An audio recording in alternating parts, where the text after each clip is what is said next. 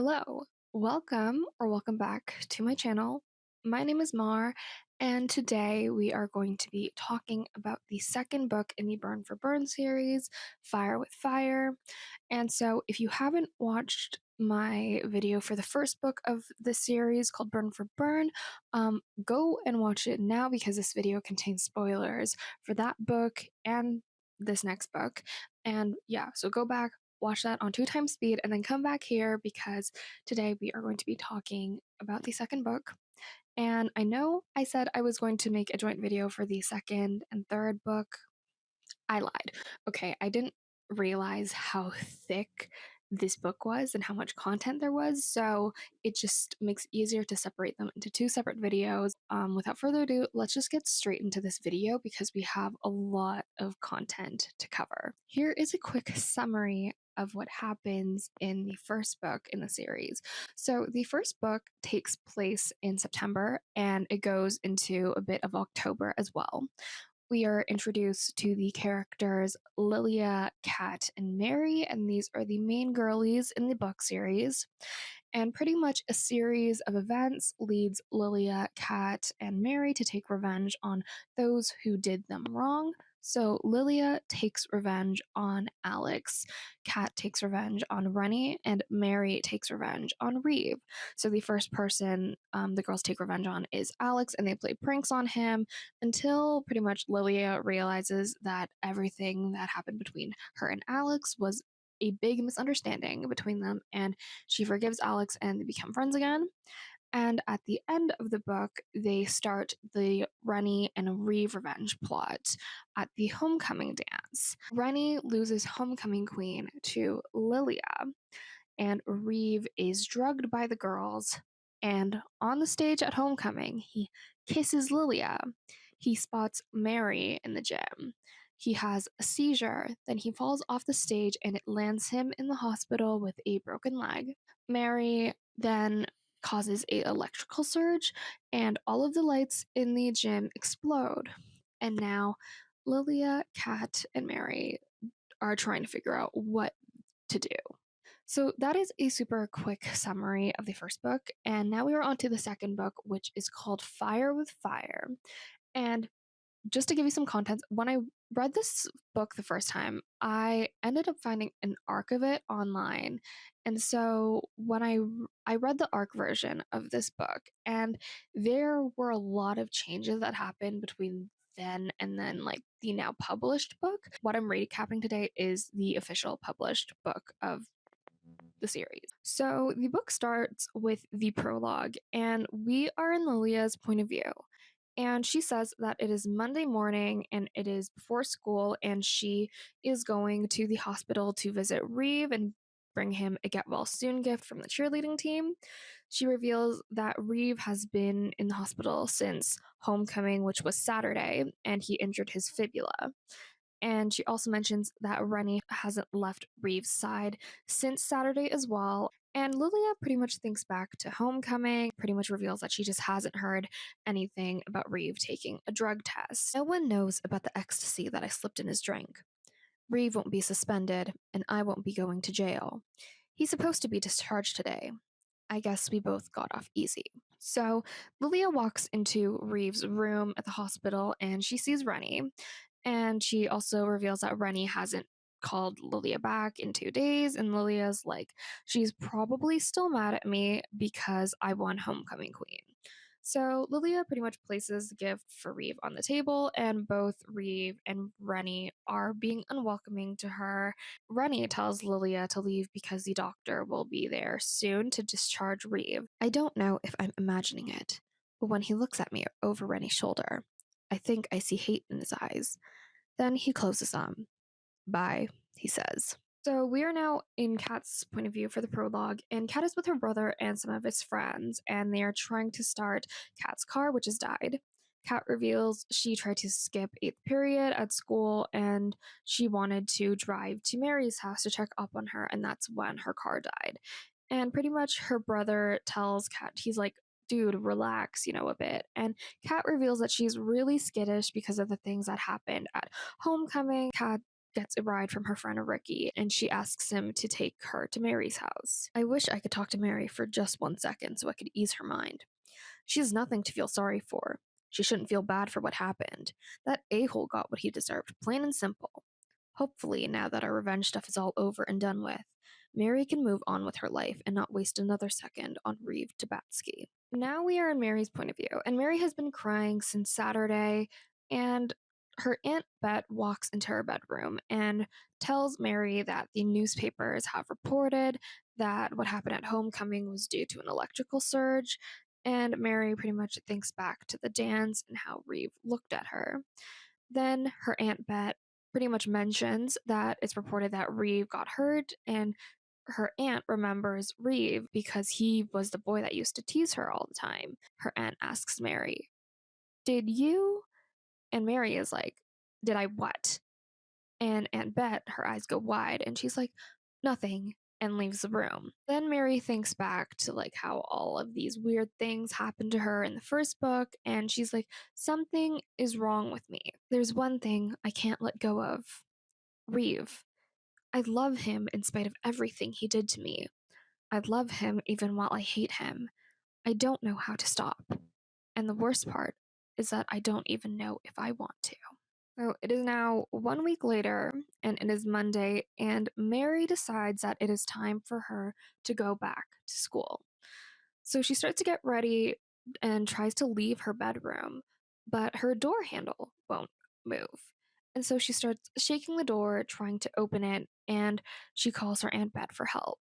Her Aunt Bet comes up to her room and opens the door for Mary, and Mary is about to walk out into the hallway when she notices a little line of white sand or chalk that's lining the floor of her door. Aunt Bet has always been into weird things, like smudgings and crystals and channeling different energies. She used to always bring back trinkets and lucky charms whenever she went overseas. I know that stuff is all harmless, but I point down at the chalk and say, "What is that stuff?" So her aunt tells her that it's like nothing and she'll clean it up. And Mary tells her aunt that she's like, "Okay, I'm going to school." And her aunt's like, I don't think you're ready to go back to school. Like, I don't think you should go." And Mary's like, "Well, I have to return sometime." And so she leaves for school. Mary then gets to school and she runs into Lillia. Lillia pretty much hugs her and she tells her that she was worried about her. And Lillia then updates Mary saying that Reeve is coming back to school today and he's out for the rest of football season. Lillia then has to leave and tells Mary that they'll talk later. So Mary is now in homeroom and she's sitting by the window when she sees Alex's SUV pull up. So Alex, Reeve, and Rennie get out of his car, and Reeve is on crutches as they walk into the school. A couple of kids rush up to Reeve, smile, and say hello, but everyone's staring at his leg. Everyone wants a piece of Reeve. Most of them will never get it. But I had it once. So Lilia is in calculus class and she's told to go to the guidance counselor's office. Lilia goes and her guidance counselor pretty much tells Lilia that in order for her to graduate high school, she needs to take the mandatory swim test or provide a doctor's note to excuse it. Because remember, in the first book, it's mentioned that Lilia doesn't know how to swim. And Lilia doesn't want to take the swim test, and she's like, "I'll just get a doctor's note because her dad's a doctor." We are now at the lunch table with Lilia's friend group, and Reeve and Rennie are talking about his physical therapy plans. And Alex tries to convince Reeve to attend the football game on Friday. And Reeve just makes excuses and he's just like, "I can't come." And then he leaves the table to use the bathroom. Rennie then tells the friend group about how proud she is of Reeve and that right now she's the only thing that's keeping him going. And Ashlyn asks Rennie if she and Reeve finally DTR'd. And Lilia is like, "What is DTR?" And Rennie just rolls her eyes and she's just like, "Define the relationship." And Rennie says that they haven't yet because Reeve has too much on his plate. And then Rennie leaves the table and says goodbye to everyone except Lilia. Lilia then asks Ash if Rennie said anything to you about me because Rennie has been acting like a total bitch to me since Saturday. And Ashlyn tells Lillia that Rennie is mad at her because Lillia kissed Reeve at homecoming. Lillia protests. She's like, Reeve was the one that kissed me, and he practically made me kiss him. And Ashlyn says to Lillia, well, you let him do it. Ashlyn then tells Lillia that, Reeve is Rennie's first love, so of course she's going to forgive him more than she's going to forgive her. And suggests that Lillia should apologize to Rennie and say, like, she doesn't think of Reeve like that. And Lillia then says, that's the thing. I shouldn't have to. So it is now Friday, and Mary sees Kat in the school parking lot, and pretty much they start to talk about Reeve for a bit, and then Mary asks Kat about what her plans are for the night, and Kat's like, oh, I'm going to the mainland for a concert. Like, do you want to come? And Mary's like, I don't think I should. Then Kat tells Mary, she's like, okay, I understand you're shaken, and she's like, that's valid, but just don't shut me out and don't shut other people out. And Kat suggests to Mary that she should get involved in like school activities or school clubs until graduation because Mary's going to be there for another year. Taking Kat's advice, Mary's like, okay, I'm going to attend the football game tonight. So she goes to the football game and she sees Lillia on the field, and then the football players enter. So Reeve decides to show up to the game, and he walks on the field with his crutches while the other football players surround him. And as the football game happens, Mary is pretty much only watching Reeve the entire time, and Reeve is getting frustrated with the new QB, Lee Fredington, because he's doing so well and he's the new football star and Reeve is on the sideline. So Teresa Cruz is Lee's cheerleader and she's about to cheer for him when Rennie stops her. Teresa Cruz steps to the front, and I see Rennie charge up and grab her by the sweater. What are you doing? Lee threw a touchdown. I'm doing his player cheer. Reeves, our quarterback. Lee is second string trash. And he steps up and shouts Reeves' cheer so loud I see him shrink on the bench. Rennie thinks she knows what Reeve needs, but she doesn't have a clue. He doesn't want everyone looking at him. He wants to be left alone. Mary then leaves the game and decides to walk home and try to forget about Reeve. When Mary comes home, she sees her Aunt Bet binding dry leaves and herbs with twine and starts burning them throughout her house. It is now Monday, and Lilia is at cheer practice and reveals that Rennie is still ignoring her.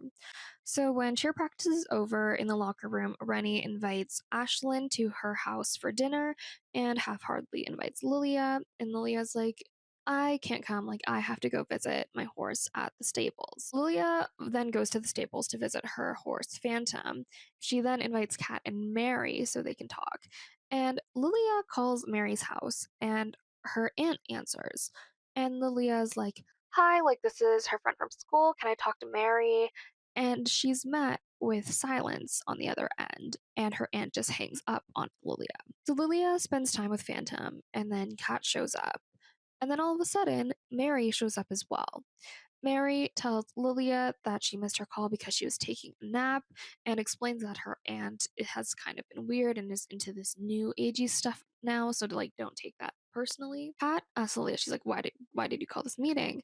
And Lilia just responds saying that she missed them and then tells them that her relationship with Rennie hasn't been great. And Kat and Mary are like, don't worry about it. We will always be your friends. Kat is at school and it is third period, and she pretty much goes to the library for a college application workshop because one thing about Kat is that she really wants to get off Jar Island and she's planning to go to Oberlin College for school, which is apparently in Ohio. So she walks into this workshop and Kat sees Alex. And remember in the first book, Alex and Kat were both in this kind of situationship together. And for one of the activities in the workshop, Kat and Alex are paired up with each other and they're pretty much told to tell each other a secret. So Alex decides to go first and he tells Kat that he tried to make out with his babysitter when she put him to bed when he was 7, and Kat just laughs at him and jokes around with him. Reach out to ruffle his hair, but then think better of it and pull my hand back. I don't need to confuse things between us. I don't need to be flirting with Alex Lind, even though it is kind of fun. I can't let myself get sidetracked from my ultimate goal, which is to get the F off of Jar Island for good. Yeah, Kat pretty much just ends the whole situationship thing with Alex, and she decides that they're just going to remain friends. Ashlyn invites Lillia over to her house, and Lillia thinks, it's just going to be the two of them hanging out when she sees Rennie's Jeep in the driveway. Rennie opens the door and she reluctantly lets Lillia in. The girls, they start painting their nails and talking about college plans and if they've applied yet. And both Ashlyn and Lillia are planning to go to Boston College. Meanwhile, Rennie has her own fantasies about Reeve.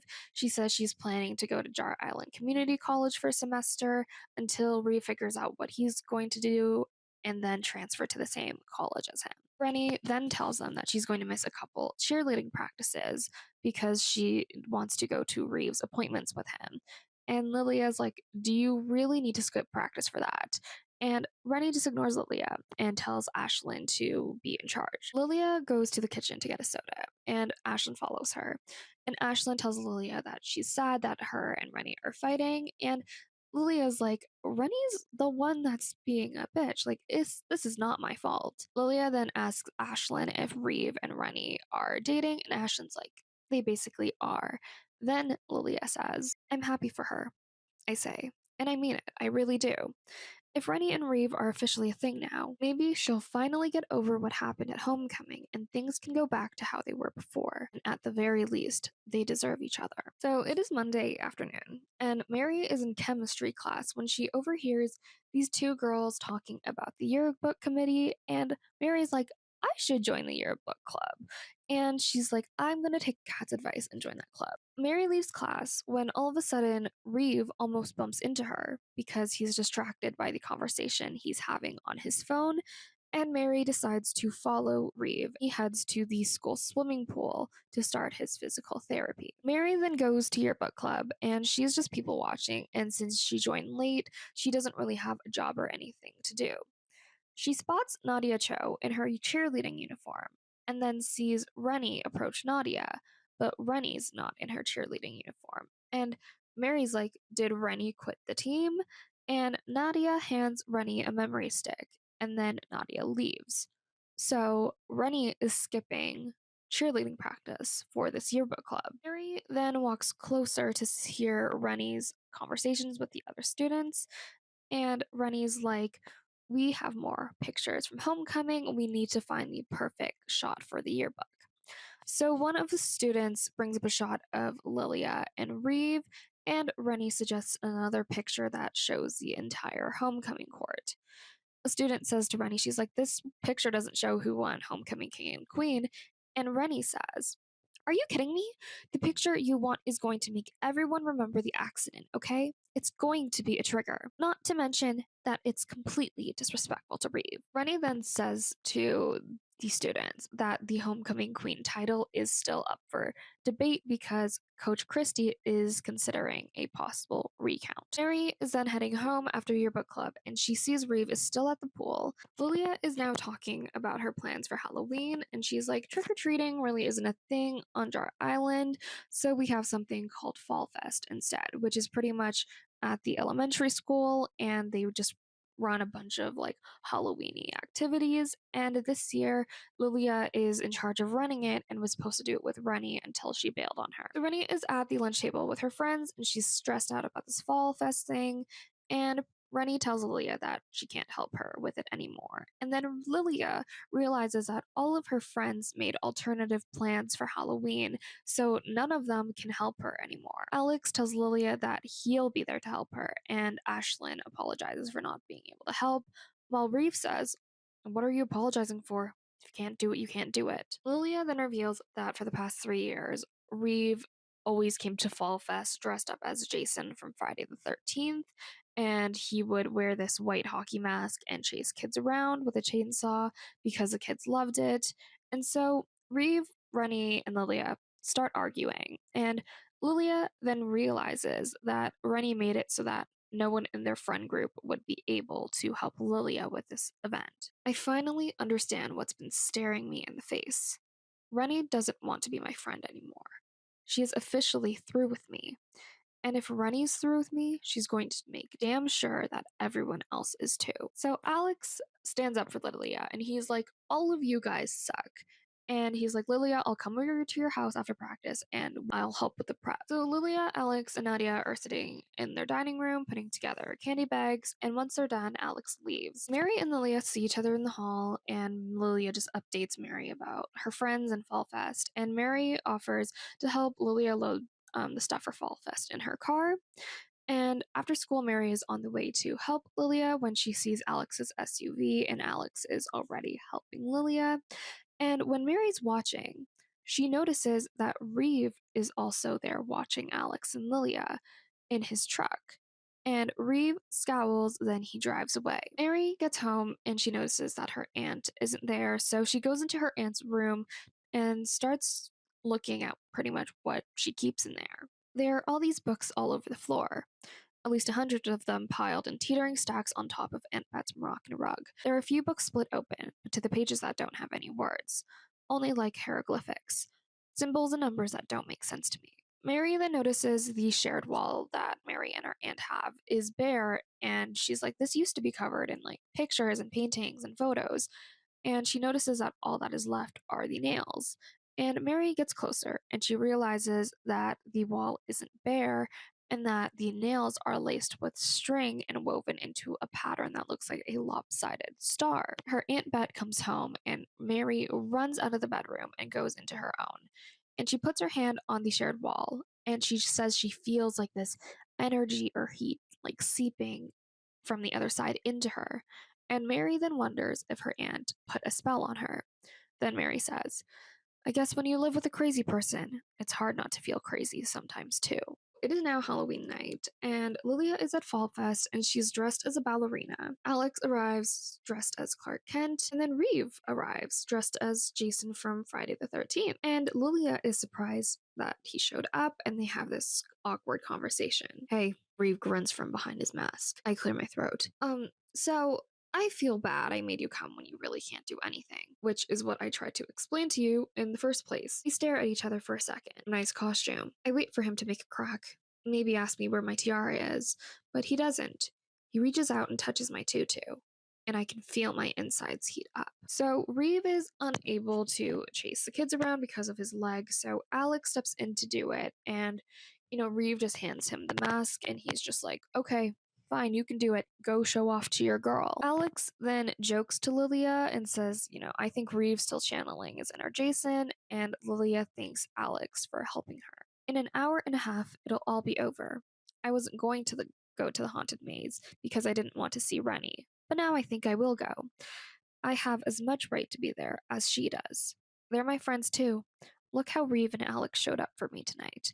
They're not in her pocket as much as she thinks. So Mary reveals that she's spending Halloween night with Kat, and Mary is dressed as this hot biker chick with leather pants, dark eyeliner, and she's getting ready when her Aunt Bet is watching her. Please be careful tonight, Mary. Don't worry, I won't take candy from strangers unless they've got Kit Kats. Aunt Bet doesn't even crack a smile at my joke. Instead, she says somberly, the line between the living and the dead is blurred on Halloween. Mary is thinking in her head, she's like, my aunt really seriously needs to stop reading all of these weird books. She's starting to sound like a witch. Mary then gets Kat into Kat's car, and Kat compliments her outfit. Meanwhile, Kat is dressed up as an evil nun for Halloween. And then they arrive at the haunted maze. So the girls start talking about like if they'll see Lilia there tonight. And when they're standing in line for the maze, a boy comes up to Mary and asks her, he's like, oh, are we in the same English class? And Mary's like, I've never seen you before, so I don't think so. Kat is watching this interaction and she's like to Mary, she's like, that guy was trying to flirt with you. You should get his number. And Mary is skeptical and Kat is like, okay, girl, you're hot. You have boobs, which guys love, and you could get a boyfriend by Christmas if you really wanted to. Girls finally enter the maze and Kat takes Mary's hand and she's like, you are freezing, girl. Then the girls just walk through the maze and Kat gets scared multiple times, which and Mary enjoys every minute of it. Mary hears Lilia's voice in the maze and gets distracted and gets separated from Kat. So Mary is trying to find Kat when all of a sudden she runs into someone in the maze. Then I turn around and run right into Reeve Tabatsky. I mean that literally. I run right smack into his chest. The force sends me stumbling backward a step. Reeve's crutches clatter down on the ground, and he totally loses his balance with his bum leg. Thankfully, the maze alley we are in is narrow, and one of the hay walls breaks his fall and keeps him from hitting the ground. Reeve asks Mary if she's okay, and she is surprised by this. And she's like, "Oh, like, is your leg okay?" And he's like, "It's fine," but she can tell he's in pain. So Mary offers to go get help, and Reeve declines, and he's like, "This is my fault for going into the maze." And Mary tells him that she's sorry about what happened at the dance, and Reeve says, he shrugs his shoulders. "Shit happens, you know." "Yep," I say, nodding, because it is true. Shit happens. It happens to all of us. There's an awkward second where neither of us knows what to say. Reeve rustles his hand through his hair. "I should go find my friends. Hope you make it out of here alive." Mary then says to Reeve, "I've always wondered if you ever thought about what happened, if you felt bad about what you did." "I hope so, anyway." "Calling a girl Big Easy because she's fat? Do you know what that does to a person?" Reeve's body stiffens and stares at me hard, this time cold eyes. "You were such a bully back then. Are you sorry? Even a little bit?" He wets his lips and growls, "Go fuck yourself." I can feel myself start to crumble, and I worry my legs might give out. Reeve pushes past me and down the long corridor. "I'm sorry," I call after him. I don't know why. I immediately hate myself for saying it, because those are the words I deserve to hear, not him. Only I'll never get an apology from Reeve, because he isn't sorry. Not one little bit.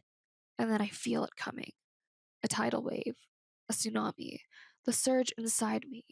Anger, sadness, like on homecoming night. I have to get out of here before I explode. So when Kat and Mary got split up, it turns out Kat ran into Lillia in the maze. Kat and Lillia then hear Mary run into Reeve, and they hear their entire conversation, then hear Mary say, "I'm sorry."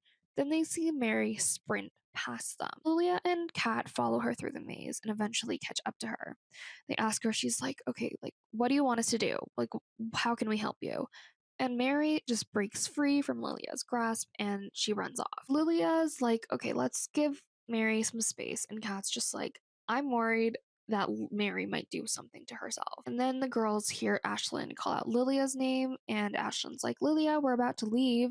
And Kat's like, "Okay, go back to your friends. I'll try to find Mary, and we can go check up on Mary together tomorrow." Lilia joins Ashlyn and a couple of the other girls on the cheerleading team, and Lilia says that the rest of the plans for the night are to drive over to the big cemetery in Kenobi Bluffs, because they're going to have a party there. So Lilia is in the parking lot and she sees Reeve leaning against Alex's SUV, and she breaks away from the group to talk to Reeve and tells Reeve that he's a jerk and that she overheard his conversation with the girl in the maze. "I heard you," I say.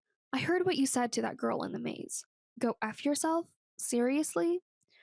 "Wait a minute. What did she do to you to deserve that?" My voice is getting louder and louder. His face goes hard. "Don't worry about what girls I talk to. That's none of your concern." "I'm not concerned, then mind your own business." "You know what? I'm glad you broke your stupid leg. I'm glad you can't play football and that no college wants you on their team anymore.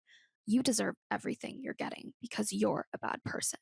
Mary is running through the parking lot upset, and she thinks about what Reeve said to her, and then she hears Lilia's voice, and she goes and sees Lilia scream at Reeve and defend her. So she watches Lilia walk away from Reeve, and Mary thinks that Reeve is going to yell something back at Lilia, but he doesn't. He just stands there, watching her go, and most shockingly of all, he wipes his eyes on his sleeves. It's another punch to the gut. Reeve couldn't care less about seeing me and the nasty thing he said. He didn't even care enough to apologize. But Lilia Cho calls him a bad person and he's in tears? Reeve likes her. He might even be in love with her. I want to go home, but I can't. Not when I'm upset like this. Not after how weird Aunt Bet was acting earlier. I can't bear to hear her say, "I told you so, Mary." Not when I still feel like I could explode at any second.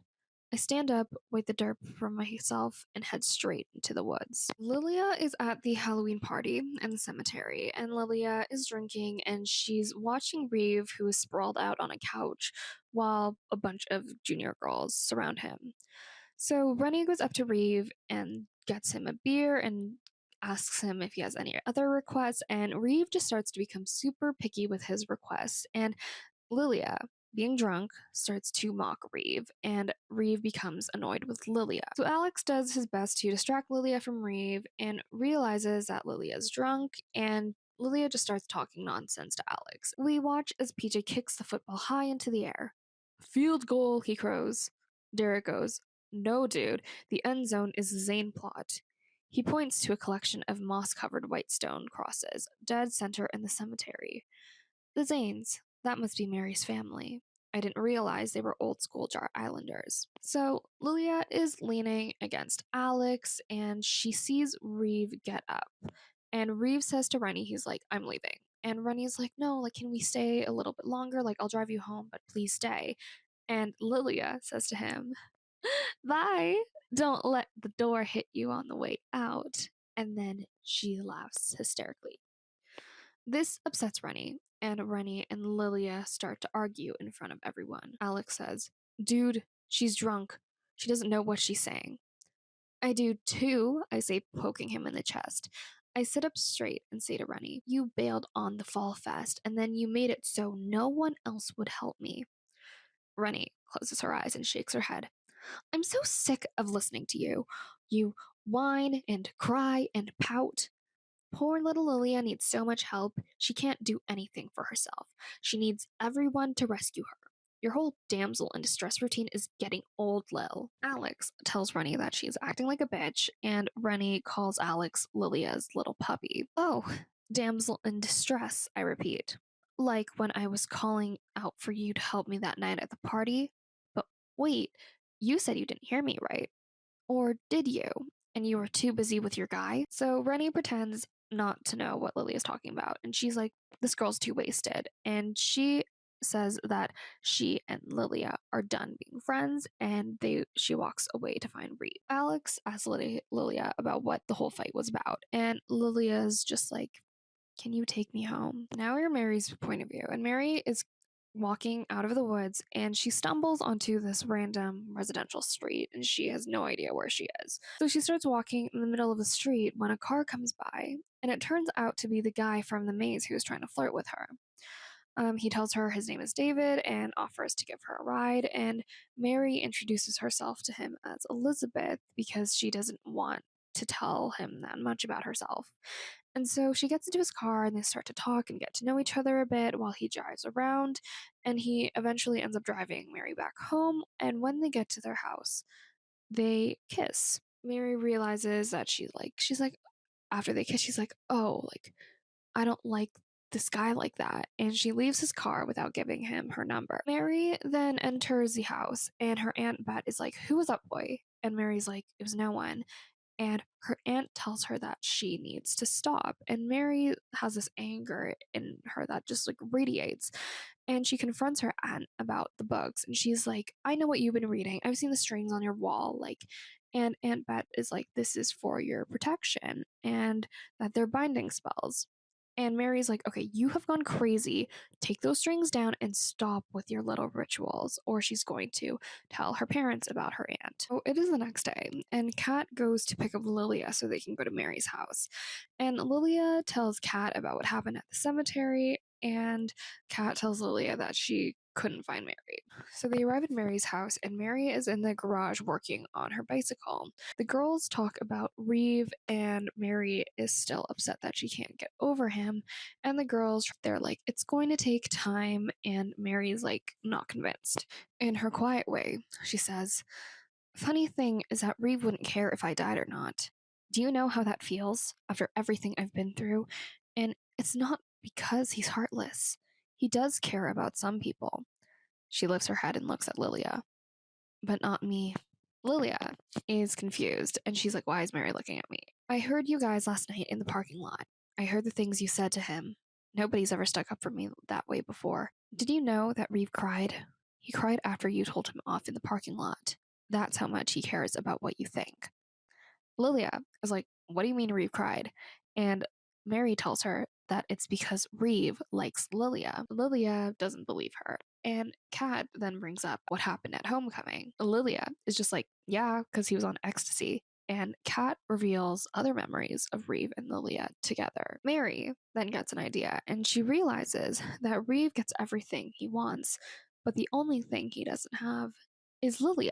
Lillia is like, even if he does like me, like, I don't reciprocate these feelings. Then Mary says to her, him liking you and you not liking him back isn't enough. Don't you see?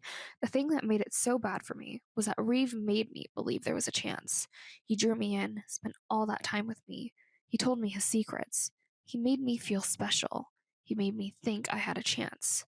So when he betrayed me that day, when he pushed me into the water in front of those boys at our school, I was blindsided, broke into a million pieces, because it was all a lie. Every moment we'd spent together. He didn't care about me, not at all, not one bit. He used me for his own entertainment so he wouldn't be bored on his ferry rides. Reeve broke my heart, and now you've got a chance to break his. Will you do it, Lilia? For me? Please? Then Kat says, hold up, you guys, I shout, charging in all excited like the bull I am. Lil, if you get Reeve to fall in love with you, you're untouchable. Nobody could say dick to you if you're Reeve's girl. He's a fucking king of the island. Reeve's the one with the real power, not Runny. Lilia then brings up, like, okay, well, what if we break up? And Kat responds, that leaves you as a head bitch in charge. Any girl that could reel in Reeve Tabatsky, then reject him is the boss dude. People might not like it, but they're sure as shit gonna respect it. It's a power move, the ultimate power move. Shit, I wish I could be the one to pull it off. So the girls tell Lilia, just apologize to him and he'll probably forgive you. And Lilia's like, okay, but I'm only doing it because it's gonna piss off Rennie. And with that, Operation Break Reeve's Heart begins. It is now Saturday, and Lilia goes over to Kat's house so they can start planning Operation Break Reeve's Heart. Kat isn't home yet because she had to retake the SAT. Then Kat arrives home, and they wait for Mary. So when Mary finally arrives, Kat's dog Shep starts to bark at her aggressively, and Mary's like, "That's weird. Dogs usually like me." So the girls pretty much start planning what they're going to do with Reeve, and Kat hands Lilia a shopping bag full of clothes, and it contains corsets, fishnets, thigh-high socks, mini dresses, and Kat's like, wear these to school and get Reeve's attention. And Lilia's like, I'm gonna look like a prostitute. And Kat says, I wear these clothes all the time. Mary and Kat end up convincing Lilia to wear it at school, and now it is Monday, and Lilia is dressed in the mini dress, and it looks very different to how she normally dresses. Very Marilyn Monroe, Moulin Rouge esque type of outfit. And Lilia walks into the school, and everyone is staring at her. She walks by the vending machine and she sees Reeve, Alex, and PJ. PJ asks her why she's so dressed up, and Lilia is like, oh, like I have to give a presentation in a French class. And then she asks Alex to walk her to class, and Alex says he'll be her personal bodyguard. Reeve looks at Lilia, but he looks completely disinterested. Now it is lunchtime, and Lilia is planning to apologize to Reeve until she sees that Rennie is already sitting with him. Lilia pretty much just tries to have a conversation with both of them, but they both ignore her. Rennie then leaves to go to the cafeteria line, and Lilia takes that chance to apologize to Reeve. She's like, I'm sorry, and I was way too drunk on Halloween. And Reeve's like, you think? So Reeve is not making it easy for Lilia. Are in Mary's point of view now, and the girls are meeting in the auditorium after school to get an update from Lilia on how the plan with Reeve worked. And Lilia tells them that Reeve barely looked at her, and Kat's like, yeah, well, he was just probably trying to hide his boner. And Lilia says she apologized to him, but he didn't want to hear it, and that Rennie is clinging onto him like a parasite. So Mary tells Lilia, she's like, I know where you can talk to Reeve alone. You can go to the swimming pool. And she tells Lilia that Reeve does his physical therapy there, so she should start swimming in there with them. And Lilia and Kat are like to marry. They're like, Lilia doesn't know how to swim. And Lilia's like, yeah, my dad wrote a note for me that excuses me from taking the mandatory swim test. And then Kat's like to Lilia, that's your excuse to be in the pool. Like, you can tell him you're practicing for the swim test. Reeve doesn't have to know you're not taking the test. Pretend like you are. All you have to do is paddle on a kickboard. I'm thinking, Kat's right. Will you at least try it, Lillia, for me? Lillia stares at me and then breaks into a laugh. She nudges Kat and, keeping her eyes on me, says, how can I say no to that face? I'm not like Rennie. If my friend needs me, I'm there. So it is the next day, and Lilia goes to the swimming pool after school, and Reeve is already in the pool, and he's just like, what are you doing here? So Lilia goes along with the plan, and she's like, I'm practicing for the swim test. And Reeve is like, okay, don't bother me. I'm here to work and not talk. So it is now Wednesday. And Lilia is at the pool again, and she's wearing her yellow polka dot bikini. And Reeve is in the pool, and she's like, okay, this is going to be my last day here at the pool. Like, Reeve is unwilling to talk to me. So Lilia goes into the pool, and Reeve's like, what are you doing here again? And Lilia's like, I thought you didn't want to talk, you know? And so Reeve ignores her, and he's just like, during the test, you won't be allowed to use a kickboard. And he's like, you need to get more comfortable putting your face in the water. So Reeve swims up to Lilia and splashes her. He then grabs her and tries to dunk her in the water. And Lilia is freaking out, not because of him trying to dunk her, but the way he grabbed her, because Lilia still has trauma from that college party in the first book, so she's really not comfortable with guys touching her.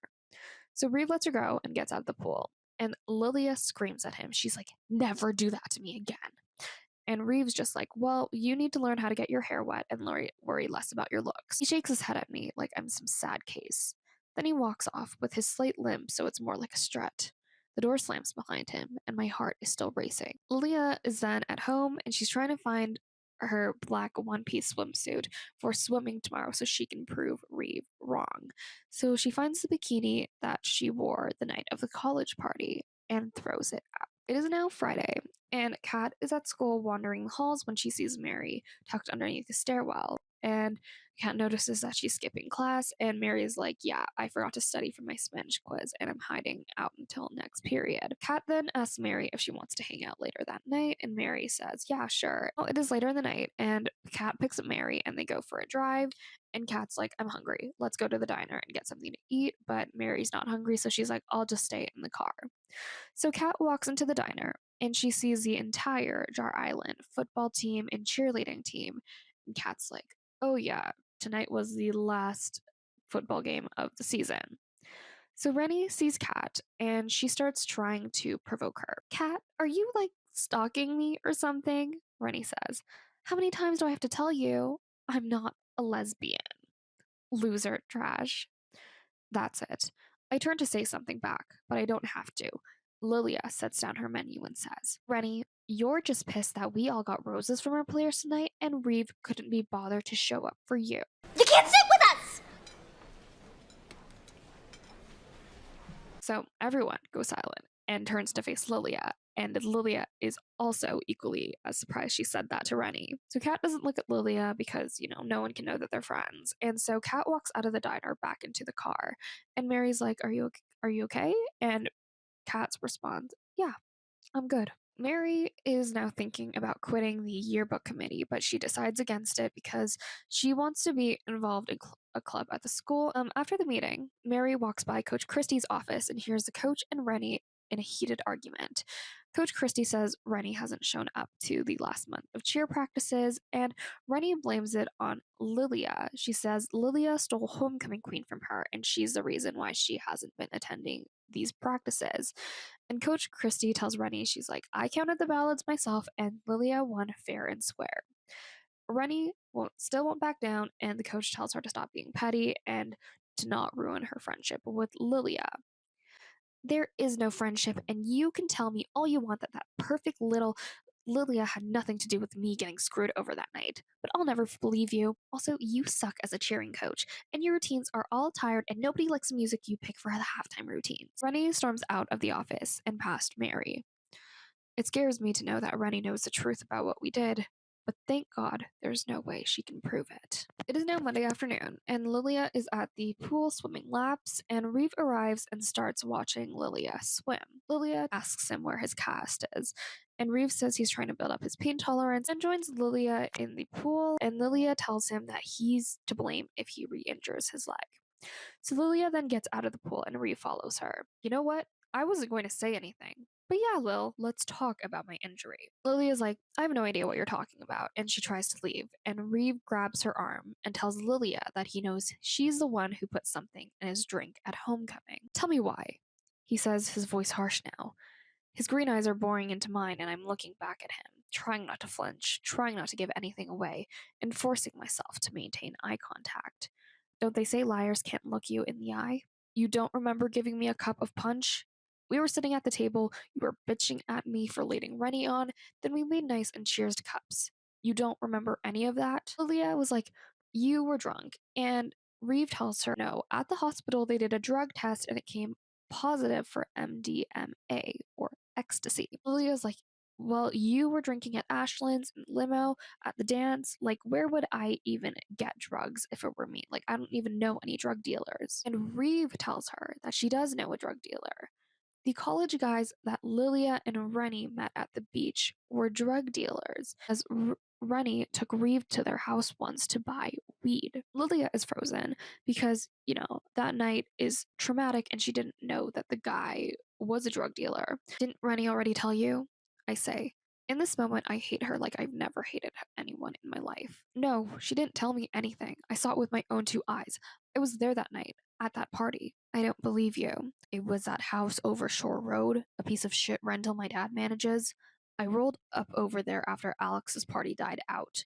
I saw you and Ren doing Irish car bombs on the kitchen table, and then I saw you guys go upstairs with them. Reeve tells Lilia that he knows that she's not the goody goody everyone thinks she is, and Lilia starts to tear up. And I guess you know that I was so drunk I could barely keep my head up, and that Rennie was right across the room with the other guy. That I think I said to stop. I think I did, but I can't be sure I did. Then I do cry because I can't anymore. I can't keep it inside of me. Reeve recoils. I I didn't know any of that. He lifts his arm like he's going to try to touch me, but I must flinch because he drops it. Reeve then apologizes to Lilia and he's like, I'm a dick. And Lilia continues to cry and he tells her, Lilia, if I had known you were that drunk, you have to know that I would never have let you go upstairs with that guy. I would have stopped you. He squats down in front of me so we're at eye level and he balances his hands on my knees. When I flinch, he quickly backs away and balances his elbows on his thighs. He pleads, please stop crying. So they sit in silence for a bit, and Lilia changes the subject, and she asks Reeve, she's like, does your leg hurt from squatting? And he's like, no, it doesn't. And she's just like, don't push yourself too hard. And Reeve's like, well, I have to if I want to get a football scholarship.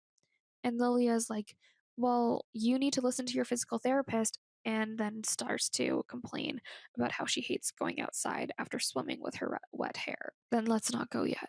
Wait for your hair to dry more. So that's what we do. When I'm in my car, I text Kat. I don't explain exactly how it happened, but I say I'm finally getting somewhere. Well, it is Tuesday, and Kat is at college prep with Alex, and she notices that he's scrolling on the University of Southern California website, and he's looking at the songwriting program there. So their guidance counselor, Miss Carrazzo, then tells them about their college essays and provides some feedback. Kat's essay is about how bizarre it is to live on Dar Island and how it shelters people from the outside world and that she can't wait to leave. Alex says that he likes Kat's essay, and Miss Carrazzo tells Kat to just talk about herself more and her experiences, and mentions that a topic she could talk about is how her mom died when she was young. And Kat is like, she did not go there, which like I agree with her. Like that is a lot to say in front of a student. And Ms. Carrazzo starts saying things that offend Kat, and Alex places his hand on Kat's leg underneath the table and gives her like a encouraging squeeze, and Kat calms down and she's just like, I'll consider it. And Alex changes the subjects and he's just like, oh, are there any cool bands playing on the mainland? And Kat's like, oh, there's one playing on Thursday. Like, what are your plans? And Alex reveals that he and Lilia are going to Boston for the next 2 days because they both have preliminary interviews with alumni for colleges. And Alex reveals he's only going to please his distance, and Kat suggests that he check out Berkeley since he's into music, and Alex is surprised by this. And Kat's like, yeah, I saw you looking earlier on the USC website. And Alex is like, I might not have time to check out Berkeley. Julia is now at the pool studying for her AP US history test on the bleachers while she watches Reeve do laps in the pool, and she's waiting for him so they can walk out together. Reeve gets out of the pool, and he's just like to Lillia, do you want to get pancakes? My heart skips a beat. This is the first time he's initiated an actual hangout. It's real progress. Ever since our fight, things have felt different. Lillia tries to act casual about it, and she's just like, I have to study, and you should be studying too because I know you have a test Friday. Then asks her if she's going to help him study for his test tomorrow after swimming, and she's like, oh, Alex and I are leaving for Boston for the college trip, and Reeve's like, have fun. But she can tell he doesn't like that. Lilia is about to leave, and Reeve's just like, wait till your hair dries a bit more. And Lilia's like, no, I need to go pack for this trip. And Reeve's just like, why do you need so much time to pack? And she's just like, well, we have a lot of things planned. And then he tells her to have fun again. And Lilia realizes this is boy speak for I'm jealous. Reeve is jealous of Alex, of me and Alex together. It's working. The plan is working. Lilia then asks him if they're going to get pancakes, and she says, okay, well, I might have time for one pancake. Reeve stands up, stretching. All right, whatever Princess Lilia wants, she gets. But I can tell he's happy because he puts his hands on my shoulders and gives them a quick squeeze. We are in Kat's point of view, and this next part I genuinely do not care about. Lilia is in Boston, and she is out for dinner with her mom, Alex, and Alex's mom. Not much happens in this part, so I'm skipping it. On the next night, Alex and Lilia are sitting in Lilia's apartment in Boston. They're looking through college brochures and they're talking about their college plans because they just had their interviews. And they notice that it's snowing outside, and Alex suggests to Lilia that they should go out for a walk, and they end up sneaking out of the apartment and walking along the streets to Harvard Square. So they walk along the street, and there's like a lot of bars, and suddenly this drunk guy stumbles out of one and almost crashes into Lilia. Lilia freezes and thinks this guy is college guy Mike, and then she realizes that it's not him. Alex can tell that something is wrong with Lilia, and he's just like, are you okay? And she's just like, yeah, like let's keep walking. And she quickens her pace. It is now Friday, and Kat is with Alex at college prep, and they're still working on their essays. Kat asks him if he got to check out Berkeley when he was in Boston, and he's just like, we didn't have time. And Kat tells him that he should at least try to apply to music programs if he's serious about pursuing music. Alex, I hate to be the one to break this to you, but you're fucking rich. You're going to have money no matter what. He scratches his head. Maybe I'll look at Berkeley. At least if I went to school in Boston, I'd have Lilia there. I feel a pinprick in my chest. Dude, you said USC is the program for you. Don't shoot for second best because of a girl. Alex then tells Kat that he and Lilia are only friends, and Kat's just like, well, apply to USC then. It is Friday after school, and Mary sees Lilia in the hallway and realizes that Lilia is probably going to the pool and decides to go as well. Mary hides behind a wall of kickboards and she watches Reeve swim, and then Lilia enters the pool. So Reeve tells Lilia that she's late, and as she enters the pool, Reeve abandons his exercises and starts to help Lilia. Every exercise he gives her, he watches her intently, like a coach. He corrects her plenty of times, which definitely seems to frustrate Lil. But when she can't see it, he's nodding and smiling like she's perfect. So Mary is jealous that about how well Reeve is treating Lilia and is thinking about how Reeve treated her and wonders like what would happen if Reeve never pushed her into the water in the first place. Then Reeve gets out of the pool and tells Lilia that he's going to go change and that she should practice in the deep end with the kickboards. So Lilia walks over to the kickboards and sees Mary, and that surprises her. Then Lilia gets excited and she's like, Mary, the plan is working, and also I'm becoming a better swimmer and I might take the swim test. And Mary thinks, I blink a few times. Thank goodness Lilia doesn't know all the things I feel deep down about Reeve. I don't want anyone to know. Not ever. That's awesome, I say quickly in a whisper. I'm so glad you're getting something out of this too. So Lilia is drying off at the pool and she says that Reeve is defrosting her car for her and that Reeve, when she goes outside, Reeve is waiting for her in her car. And Lillia climbs in and they start talking about Boston. Reeve drums his fingers on my steering wheel. So, did Lindy finally man up and make his move? Why? Are you jealous? Is Lynn jealous of our pool time? He counters. I force a swallow. He doesn't know about it. Does Rennie? Reeves crunches his forehead. Nah, I haven't mentioned it. Okay. Okay. They sit in the car bit, and then Lilia says that it is time for her to probably head home. Now, in Kat's point of view, and she tells us that it is the 5th anniversary of her mom's death, and she wants to skip school, but her dad tells her to go. So Kat goes to school and opens her locker to see that there is a white daisy inside, her mom's favorite flower. I spin around and look behind me. Who did it? It wasn't Lilia, and it wasn't Mary. She wouldn't know that. And then, for a split second, I see Rennie peering at me from around the corner of the hallway. Our eyes meet. Kat then has a flashback to when her mom was sick and Kat had to take care of her. And Kat wanted Rennie's company, but Rennie decided to blow her off.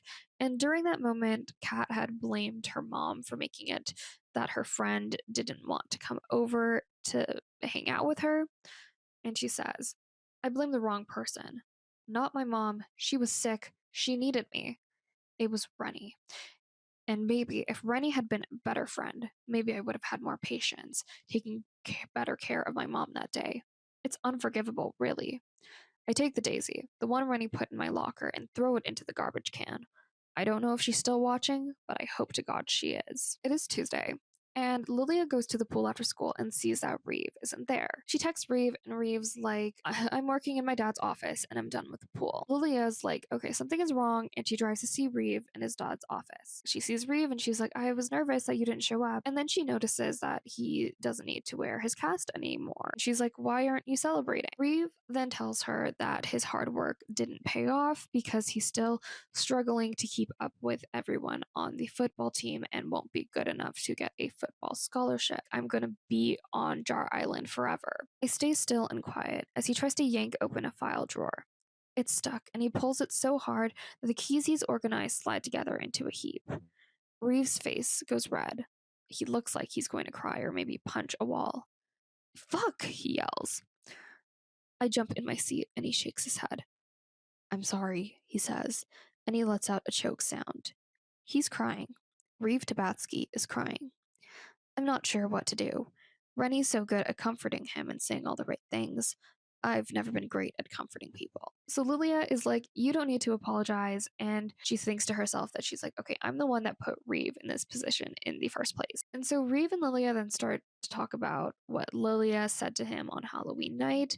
And he says that he deserved it. No, you were right. I'm not a good guy, Lilia. He wipes his eyes with the back of his hands. I did something to someone a long time ago. I hurt someone bad. Who? I breathe. Mary. He has to be talking about Mary. A girl. The more I think about it, the more I think maybe this is me getting what I deserve, so I can't even be upset about it. He nods to himself. In a way, it's like a relief. I've been waiting all this time for my punishment. Maybe this is it. Reeve tells Lilia to leave, and Lilia starts to tell Reeve that her family has this friend who might have some connections and can help him get into a prep school so he can have a second chance. He tells Lilia that he doesn't deserve one, and she's like, don't talk like that. And Lilia and Reeves talk more about the possible paths that Reeve could take, and Lilia offers to help him study so he can get his grades up and convince him to take the SAT. I clap my hands together, cheer style. So, first we reorganize these keys and then we go to the library, and if you do a good job, you'll get a snack after. Reeve smiles for real this time. You're a piece of work, Cho. Did you know that? I smile back smugly. Oh, trust me. I know. Mary is walking to English class and she is about to fall asleep. When she gets to the classroom, she falls asleep at her desk, and when she wakes up, she notices she's in the wrong classroom. So papers are being passed out, and Mary realizes that the person sitting in front of her is the guy she made out with on Halloween. She tries to talk to him, but he doesn't answer her and skips over her desk and hands the papers to the girl sitting beside Mary. Mary is like, okay, I gotta get out of here and I'm just gonna go home. Mary then goes home and overhears her Aunt Bet talking to someone on the phone. And she tells this person on the phone that Mary is still hung up on Reeve. And Mary realizes that the person that she's talking to is her mother. Aunt Bet then spots Mary and hangs up the phone. And Mary gets mad at Aunt Bet and she's just like, great, now I'll have to explain everything to my parents at Thanksgiving.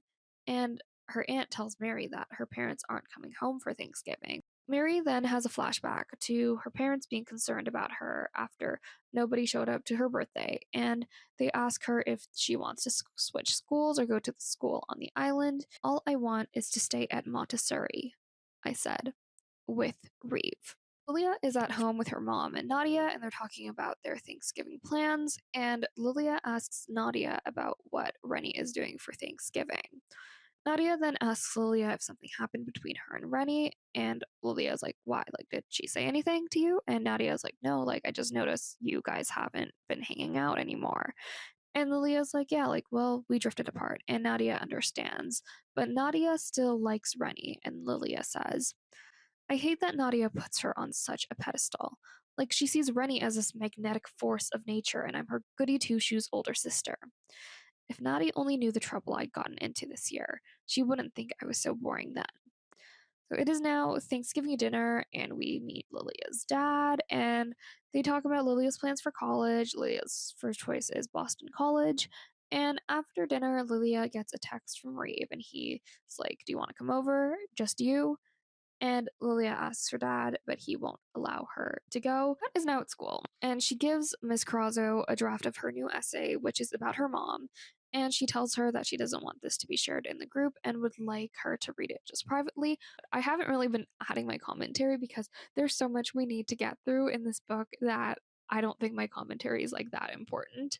I just want to tell you the plot. Mary is in the choral practice room because one of her classes is choir, and it is after Thanksgiving, and Mary recalls how over the Thanksgiving break she was trying to figure out how her special powers worked. And she's like, I have to keep these powers a secret from Kat and Lilia. And then she's also reminded that she needs to tell them that she saw Reeve and Rennie together on Thanksgiving. And so Mary is sitting in the back row of the classroom when Alex walks in because he's also in this class. And in this class, they start singing Christmas songs because they're preparing for the Christmas like tree lighting festival or something, and Alex is chosen to do a solo for it, and he is also asked to play on his guitar. We're in Lilia's point of view, and Lilia finally takes her swim test, and Reeve comes to cheer her on. She passes, and she thanks Reeve for helping her. Reeve then asks Lilia if she's going to the library to study, and Lilia's like, oh, I have somewhere else I need to be because Lilia needs to meet up with Kat and Mary after school to give them some updates. Okay. He sounds disappointed, which makes me feel warm inside. He reaches out and gives my wet ponytail a playful tug. Good job, Cho. Thanks, coach. Impulsively, I give him a hug so he knows I really mean it. Kat and Mary are in the bathroom waiting for Lilia, and they start to talk about their Thanksgiving.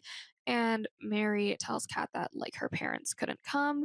And then Lilia walks into the bathroom and tells them that she passed her swimming test. Lilia then starts to tell them that Reeve came to cheer her on and remembers how Reeve possibly mentioned Mary the other day when he was crying and upset, and that he said that he deserved what was coming to him and that he hurt a girl really badly. And Lilia's like, he had to been talking about Mary, right? Kat is skeptical about this, but Mary's like, okay, continue. And Lilia tries to convince them that Reeve is being remorseful, and Kat still doesn't believe it. So Mary then tells the girls that she saw Reeve and Rennie hanging out on Thanksgiving night. Lilia says that Reeve texted her first, so Rennie was just his sloppy seconds. And Kat's like, okay, but Rennie is still a threat, and we need Reeve to make an actual move on you so we can get to the next step of our plan. So Kat tells Lilia that her and Reeve need to French kiss, and Lilia is nervous to do so, and Mary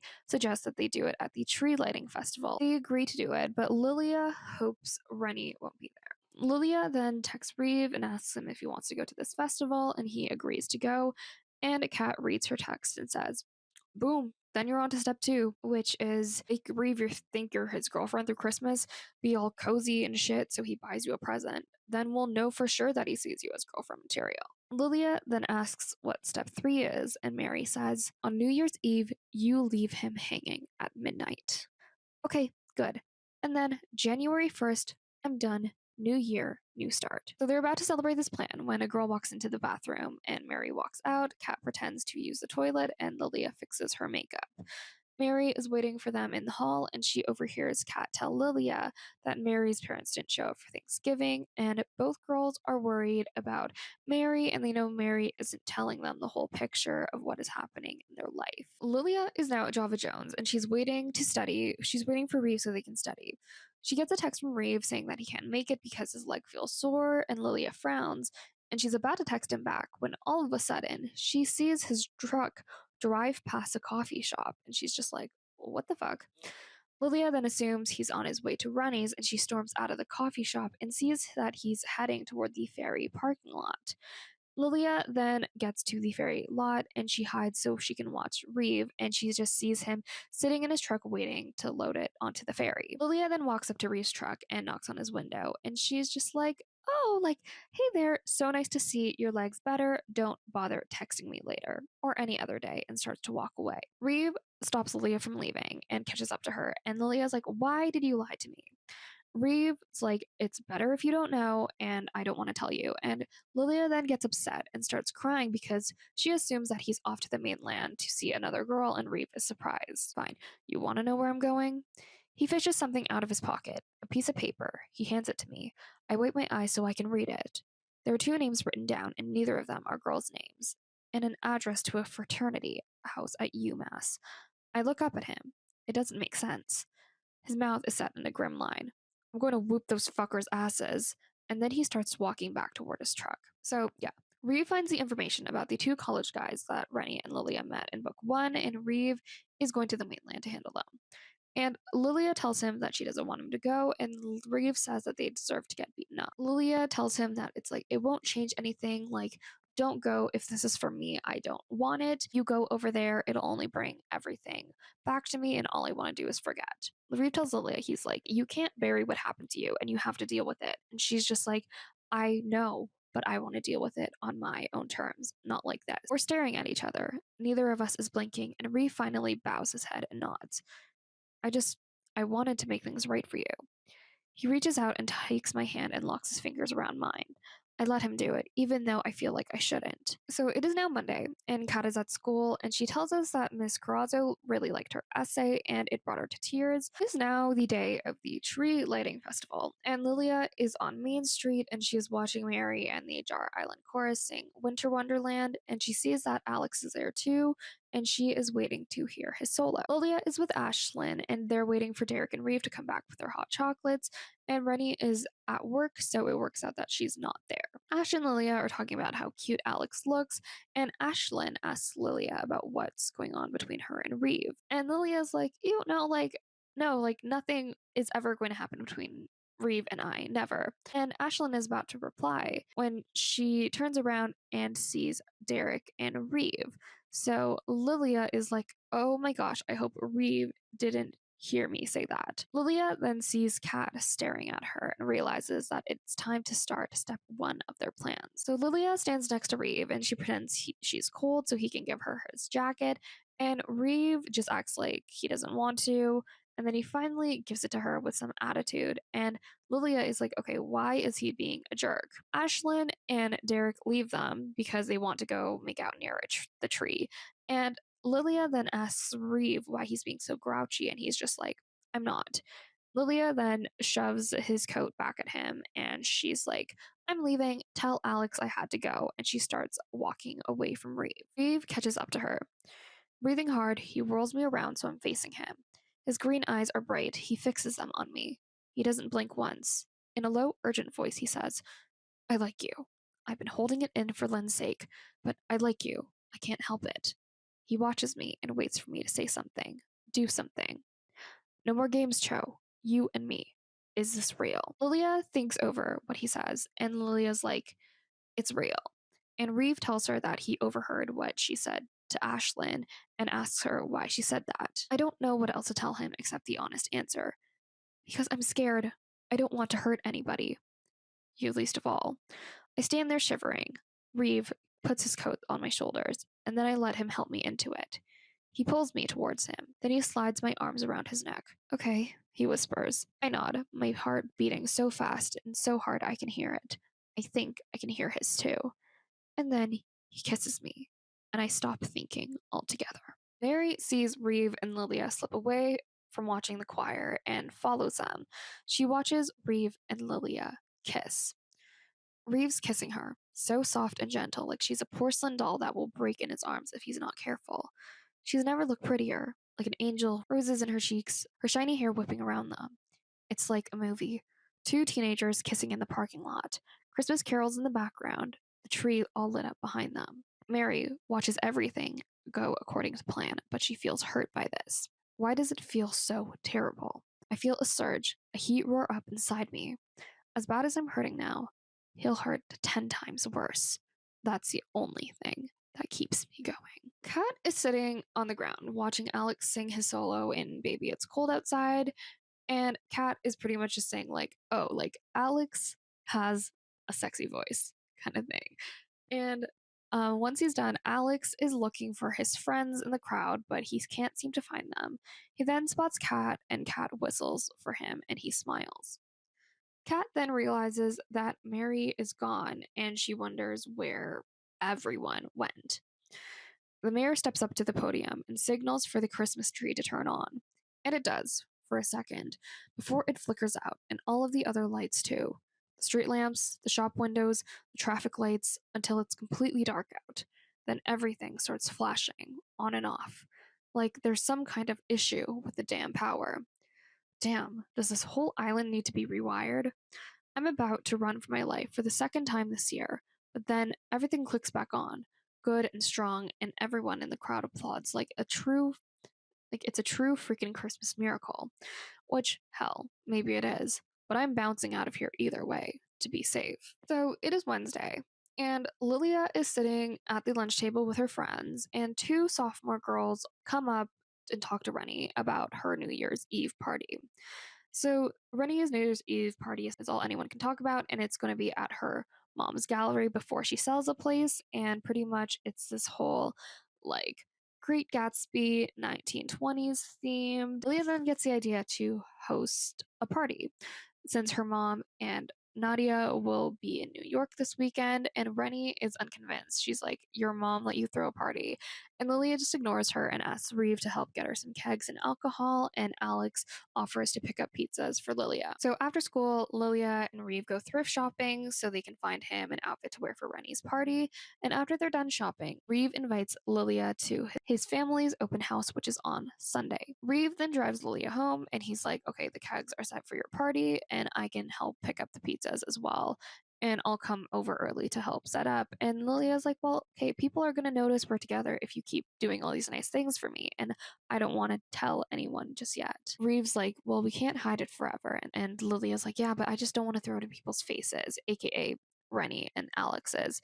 And so they agree to sort of keep it a secret for now. So Lilia nods and kisses Reeve on the cheek and then goes into her house. And when she enters, it turns out that Nadia was watching them. And Nadia is like, did you just kiss him on the cheek? And she's like, Lilia, this isn't right. Like, Reeve is Rennie's. I feel tears spring into my eyes as I say, I don't know how you can defend her after the way she's been treating me. Have you really not noticed? It's been almost 2 months of her ignoring me in public, talking about me behind my back. And I know you and all your friends have been making decorations and stuff for her New Year's Eve party. How is that supposed to make me feel? You're supposed to be on my side, Naughty. You're my sister, not hers. It's not about what she's doing, it's about what you're doing. Nadia looks like she is about to cry. Naughty, I begin, but I'm not sure what I can say to make this better. Before I can figure it out, my sister gets up and leaves. I call out her name again, but she doesn't come back. It is now Friday night, and Kat is bored, and she mentions that Lilia is having her party, but Kat can't go because they still don't want anyone to know that they're friends. And then Kat all of a sudden gets a text from Rennie asking if they can talk. And Kat is like to Rennie, she's like, go fuck yourself, like, go die, bitch. And Rennie is like, no, I'm gonna stop by your house in 5 minutes. Rennie finally shows up and begs Kat to talk to her. And Kat's like, okay, I'll give you a minute. And Rennie says, Kat, I'm sorry. I laugh. I can't help it. And it makes a cloud in cold air. That's it? That's what you came for? She lets out a sigh, and it sounds almost annoyed, but I don't know how hard this is for her. I know the people I hang out with haven't made things so easy for you. Lillia, Ashlyn, don't. Don't you dare blame anyone else for what you've done to me the last 4 years. I don't say it, I growl it. Wait, okay. I wish I could go back to the first day of high school and do everything over. I wish I could take it all back, Kat. Well, you can't. I know I can't, and that's what sucks. You know what sucks? Your timing. I love that this apology is coming now, when your whole circle of friends is completely fucked up and you've got nobody. She blinks a few times. Everyone at school knows Ren. You and your precious Lil are on the outs. You picked her over me, so why would you think I'd give a flying fuck that she's ditched you now? I love it. Karma, baby. Wait, please, Kat, just listen to me for a second. Lilia's a duplicitous bitch. It's almost psycho how two-faced she is. I just never saw it before now. I stare at her, mouth agape. Don't you get it, you little idiot? There's not an apology in the world that can make up for the shit you've done. All the lies you've told about me, the teasing, the bullying. I never deserved that. I was your friend. I never did anything to you. So Rennie agrees with Kat that she's getting everything that she deserves. And she says, let me say one thing, Kat. For the rest of my life, I want to know that I'll be ashamed for not being there for you when your mom got sick. I don't want you to go off to Oberlin or wherever, us never see each other again, and you not know that. Good. You should be ashamed. I'm sorry, she says. Then she's sobbing, sits down on the step, leans forward, and puts her head in her lap and bawls. This kind of shocks me. Then I realize I'm getting everything I've always wanted. Not revenge, but an apology. A real one. Except I'm too sad to enjoy it. Things didn't have to be this way. Rennie then tells Kat, she's like, I won't be mean to you anymore, and you're invited to my New Year's Eve party. And Kat's like, okay, can I bring someone? And Rennie says, classic Kat, totally, whoever you want. There's going to be a bouncer, like at a speakeasy. If you tell him my flask is empty, he'll let you in for free. I've even got a special surprise planned for midnight, and I want you front and center for the show. Boom, boom, boom, baby. They both say goodbye to each other, and Rennie leaves, and Kat thinks, in a weird way, it doesn't feel like a goodbye. It feels like maybe the smallest bit of a start. Lilia is at home getting ready for her party, and Reeve arrives at her house, and his jaw drops because he sees her and she looks so damn hot. Reeve says he got the kegs and the pizza, but they can wait for PJ to come to help set up. And he's like, Lilia, your skirt is too short for you to do anything. And then he grabs her and they start to kiss each other. And then now the party is finally happening. And it isn't going the way Lilia expected it to because she didn't realize how much effort it takes to host a party. Reeve is helping her with crowd control, but then Lilia sees Rennie sitting on the couch with Ashlyn, PJ, and Derek. Reeve comes in and grabs Rennie from the couch and tells her to take her shoes off because we're in an Asian household, okay? Don't wear your shoes in our houses. Doing so, Rennie spills her beer and Lilia has to clean it up. Rennie's like, chill, beer gets spilled at parties, and Lilia and Rennie just stare daggers at each other. Alex then walks into the room, and Lilia's like, oh my gosh, I totally forgot Reeve was the one that picked up the pizzas, and I forgot to tell you. And then Alex gives money to Reeve for the pizzas, and Reeve gets annoyed because he knows how Alex feels about Lilia and is starting to become jealous. So the boys go back and forth about the pizzas when we both know, like we all know that they're both talking about Lilia. And Alex calls Reeve a delivery boy, and Reeve gets angered. And Lilia is trying to diffuse the situation. Nicely but firmly, I say, thanks, Lindy, but Reeve's got it covered. Then I let my body fall against Reeve and slide my hand into his. It's a tiny display, subtle and quiet and barely anything. but it only takes a second before Alex's jaw goes tight. I turn my head and look at Rennie on the couch. Her mouth has dropped open so far I can see her molars. My whole body squeezes tight with nerves, but I don't move. They're all seeing us. They're all seeing this. Us. Then Reeve glances down at me, shocked and definitely not happy. Reeve drops her hand. He drops her fucking hand and he asks her, like, what are you doing? And walks out of the room and into the kitchen. This leaves Lillia to deal with the embarrassment in front of everyone. And Lillia is mortified and runs up to her room upset and tries to calm down. And she thinks about how Mary felt when Reeve humiliated her. So once she's calm, she goes back downstairs and she sees Alex's car pull out of the driveway. So Lilia then goes to the kitchen and she sees Rennie pretending to be super drunk. And Rennie says that someone put something in her drink.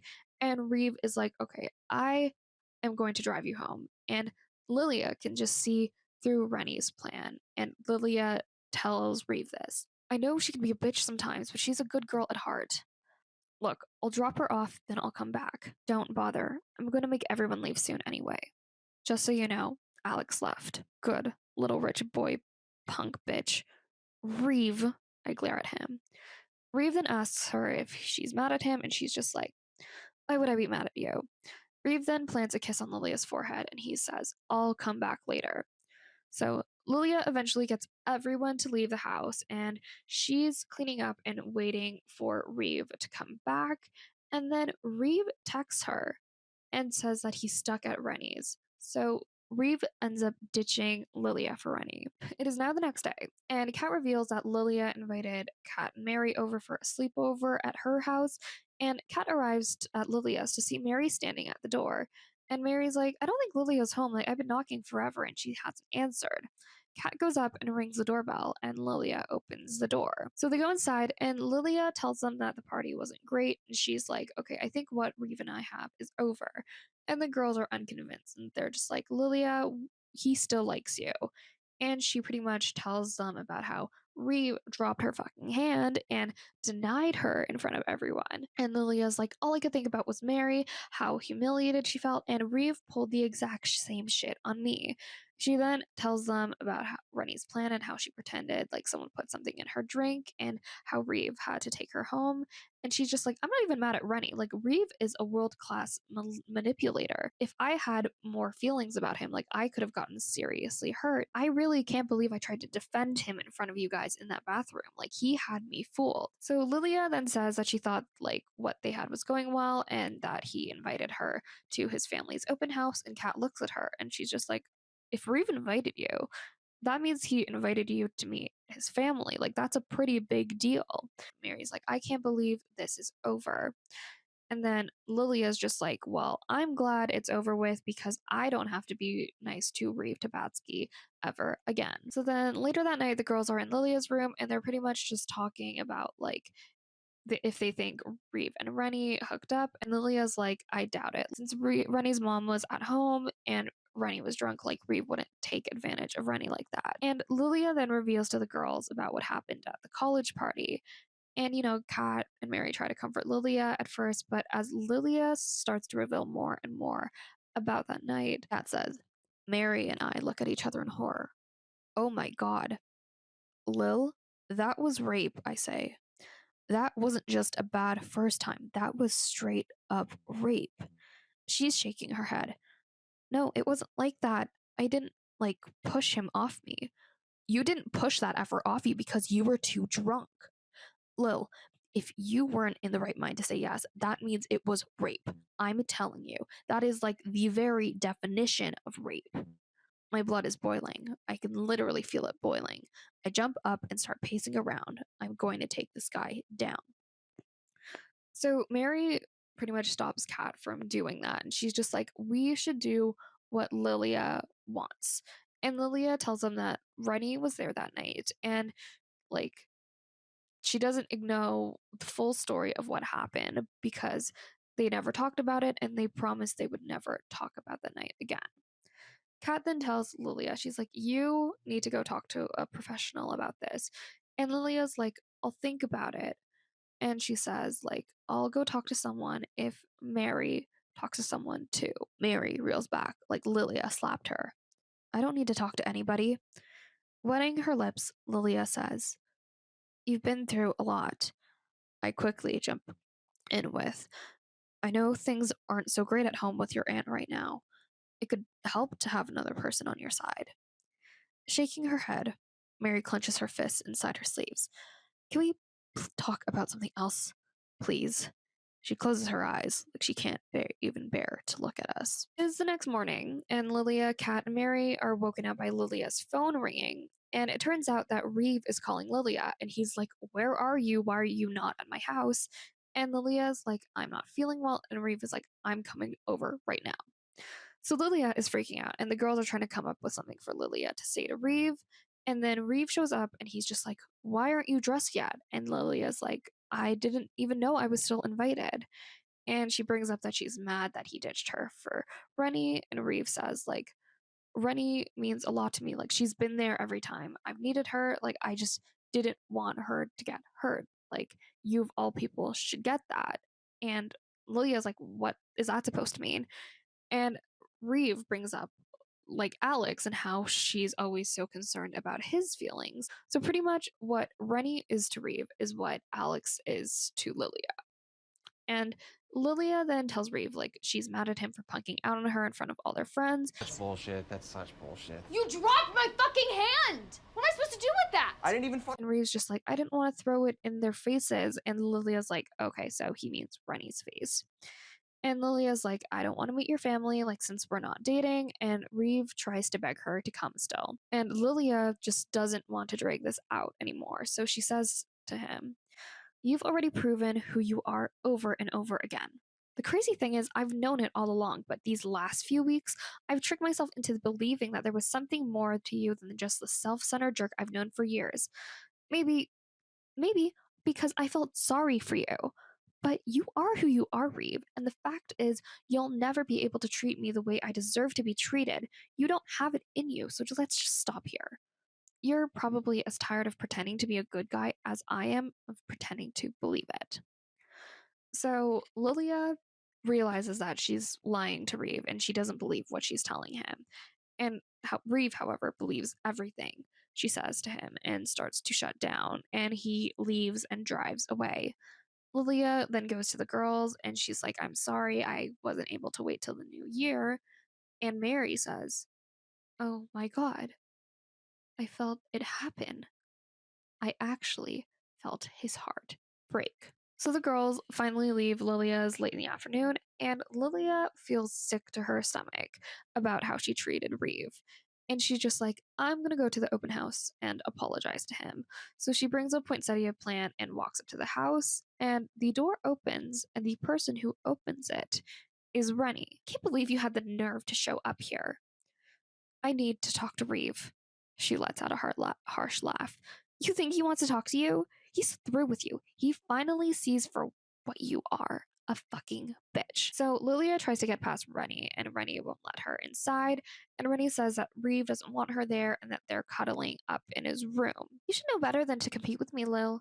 You know I always win. Lilia's just like, Fine, tell him I stopped by, and leaves the plant, but Rennie just shakes her head and closes the door. Lilia then drives back home, and she and Reeve are officially done. Mary is at home with her Aunt Bet for dinner, and her Aunt Bet says she needs to go to the gallery to pick up paintings because it's closing down. And Mary goes with her, and her aunt is driving, and she seems really nervous. And she pretty much tells like Mary, she's like, don't say a word, don't go inside, don't say anything to the owner. I want to get in and out as fast as I can. And Mary's like, okay, like you won't notice I'm there at all. Her aunt enters the gallery, and Mary is waiting for her aunt outside and is watching through the door. And she sees Rennie, who whispers to her mom, she looks like a witch, regarding Aunt Bet. And Mary's like, okay, this is the gallery that Rennie's mom owns. And Rennie pretty much just continues to say rude things about her aunt. So her Aunt Bet grabs the paintings, and Rennie's mom says to her, I had a lot of trouble with your new work, to be frank. It was making some people uncomfortable. I'm not saying it isn't intriguing, it is, but I don't think that kind of darkness is what most buyers are looking for. And it turns out like these paintings are like all these like really muddy and dark and haunting type of paintings. And Aunt Bette's like, oh, I don't paint to sell. Like, I just want to paint the world that we live in and what it looks like. And Rennie's mom is like, okay, she's gone off the deep end. So Mary gets mad, but her aunt stops her before she can do anything. And they get into the car. And Mary says, why do you let people treat you that way? You're not a doormat. Have some self respect. And her aunt's like, I'm not like you, Mary. I don't want to be like you. And then Mary's just like, I've decided it's time for me to go back home right after New Year's, and then I'll be out of your hair forever. She waits to see if her aunt will say anything and if like her aunt will try to convince her to stay, but if anything, her aunt looks relieved. So it is now Monday, and Lilia is sitting at the lunch table with her friend group, and it's awkward, and all of them can tell that something happened between her and Reeve. Across the table, Reeves and my eyes lock for a second, and it's like the rest of the cafeteria goes silent. It's only us looking at each other, and then it's over. Reeve shakes his head and chuckles, like he couldn't care less. So after lunch, a sophomore girl comes up to Lilia and hands her an envelope, and she's just like, oh, can you give this to Rennie? And then Lilia goes into the bathroom to open up the envelope to see what's inside. And apparently, it is full of pictures from homecoming. And Lilia is just like, why does Rennie need all of these pictures? Lilia then puts the pictures back in the envelope and shoves it into Rennie's locker. It is now Wednesday, and Mary is standing in front of Reeve's truck, and she's trying to use her powers to open up his truck. She says she wants to leave him a gift, which is the daisy necklace he gave her for her 12th birthday party. And she finally is able to get the doors open, but she accidentally sets off his car alarm. She quickly climbs in and puts the necklace around the rear view mirror. Kat is now at school and she's checking her emails. And Kat gets an email from Oberlin College, and it tells her that she didn't get accepted for early acceptance and that her application has been pushed to the general pool. So Kat is freaking out, and Kat's guidance counselor is like, okay, this gives you some time to update your application and to find more extracurriculars, and tells Kat to volunteer for the Jar Island Preservation Society. So after school, Kat heads over to the office of the Preservation Society, and she pretty much overhears this receptionist on the phone talking about some old house on Jar Island that hasn't been taken care of, and the society wants to help restore it. So the receptionist then sees Kat, and she tells her what to do, and Kat is in charge of going through and scanning all of the documents that are in the basement. Lilia is at Alex's family's holiday party, and Lilia is sitting on the couch with Alex, and Lilia gives Alex his Christmas present. She gets him a guitar strap that has his initials embossed, and before Alex can say anything, Reeve shows up to the party. So Lilia's like, was Reeve invited? And Alex is like, no. And Reeve is drunk off his ass.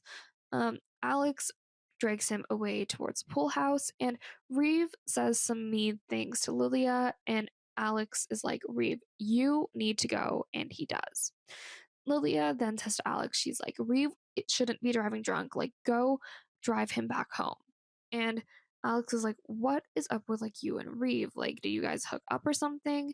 And Lilia reveals to Alex that they kissed, it was a mistake, and that she's sorry. Alex then looks bummed, but he thanks Lilia for the present. You're welcome. I watch as he jogs over to Reeve's truck parked in the front of Alex's neighbor's driveway. Lilia then has a flashback to the first time she met Reeve. And it was when she was 7 and her parents were building the house on Jar Island. And one day her mom took her to see the progress of the house, and that is where she met Reeve because his dad was helping to work on this house. And Reeve convinces Lilia to play tag with him. And Lilia pushes him while they're playing, and Reeve accidentally leaves skid marks on the freshly poured concrete. So Reeve gets in trouble with his dad and doesn't let Lilia take the fall for it. And she says, I felt so bad. Mom put me and Nadia in the car. As we drove away, I saw Reeve sitting in the bed of his dad's truck, like he'd been told. He didn't look scared anymore. He grinned at me. So it is now Christmas morning, and Kat is with her dad and her brother opening gifts. And apparently Kat's dad and her brother got her a laptop for college, and Kat starts to cry because like they got her for this and she hasn't even been accepted into the college yet, and her dad says that she'll get accepted, will be off the island as soon as she graduates. It is Christmas Day for Lillia.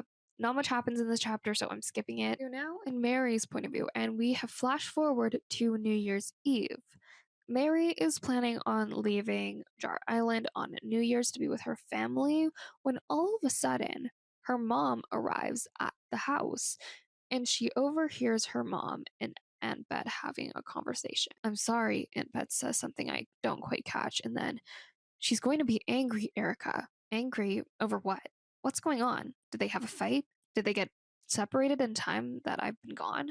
Is that why they haven't been back to visit? I feel the heat and panic rising up inside of me. The picture frames on the staircase wall start to shake, and I have to tell myself to calm down. Just calm down. Calm down, calm down, calm down.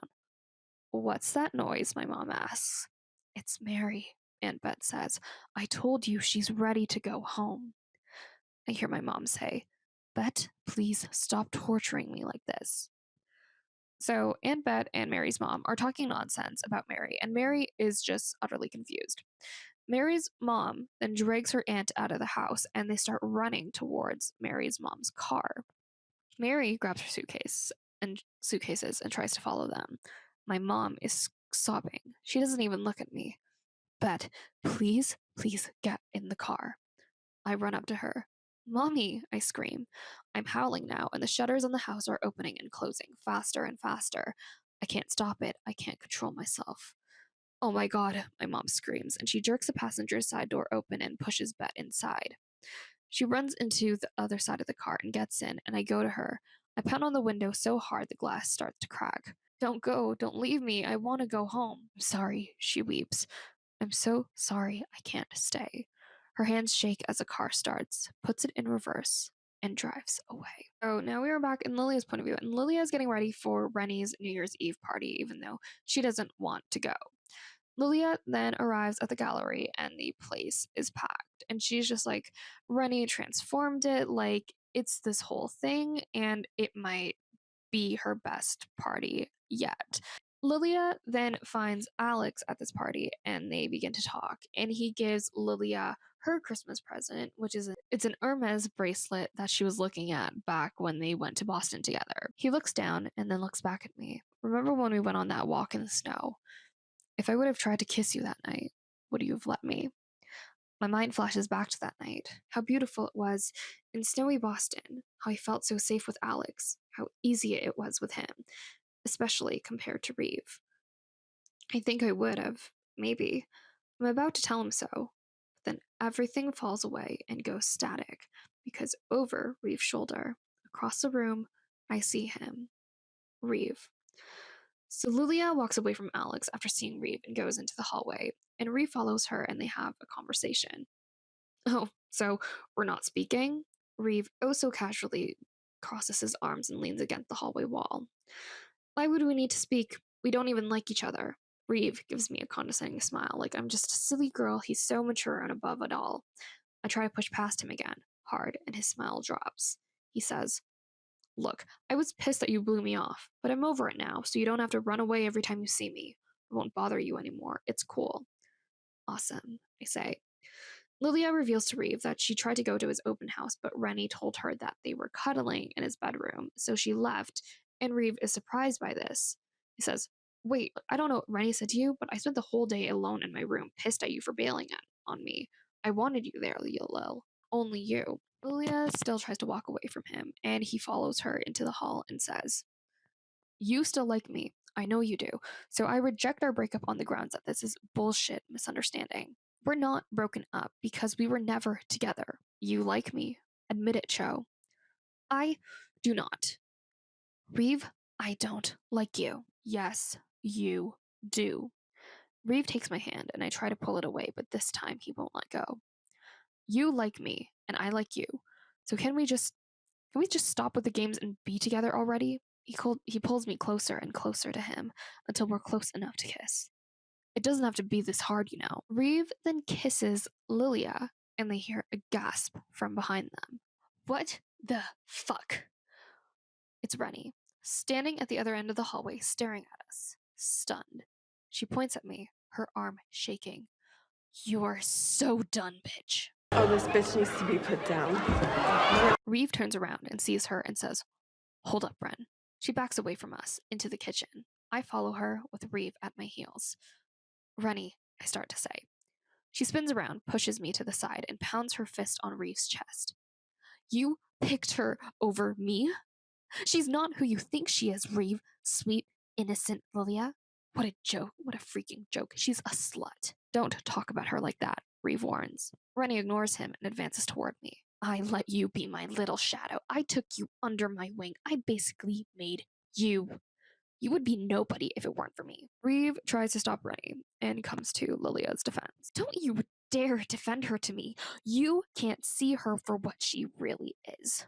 I take a raggedy breath and step toward her. Rennie, you've got it backward. You're the one who's always wanted what I have, not the other way around.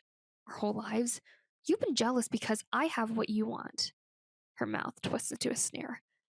I can't believe this. I can't believe you're turning this around on me right now. You know what?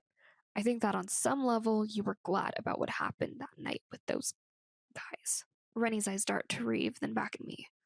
Shut up.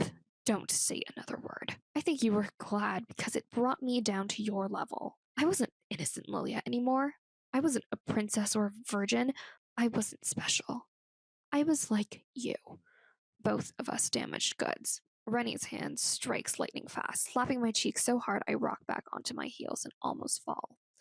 Reeve yells, What the hell, Ren? And he pulls me away from her and stands between us. Black tears run down her face. She doesn't care about you. Trust me. Rennie then says she has proof that Lillia is an evil lying bitch. Reeve stands there like a statue, his arms crossed. What are you talking about? Rennie sobs to him. I'm the only one who's been there for you. After you got hurt, nobody gave a shit about you but me. I was the one who was at the hospital every day. That's how much I care about you. A muscle in Reeve's jaw twitches. Stonily, he says, If you cared that much, you would have told me Lil came by of the day my open house.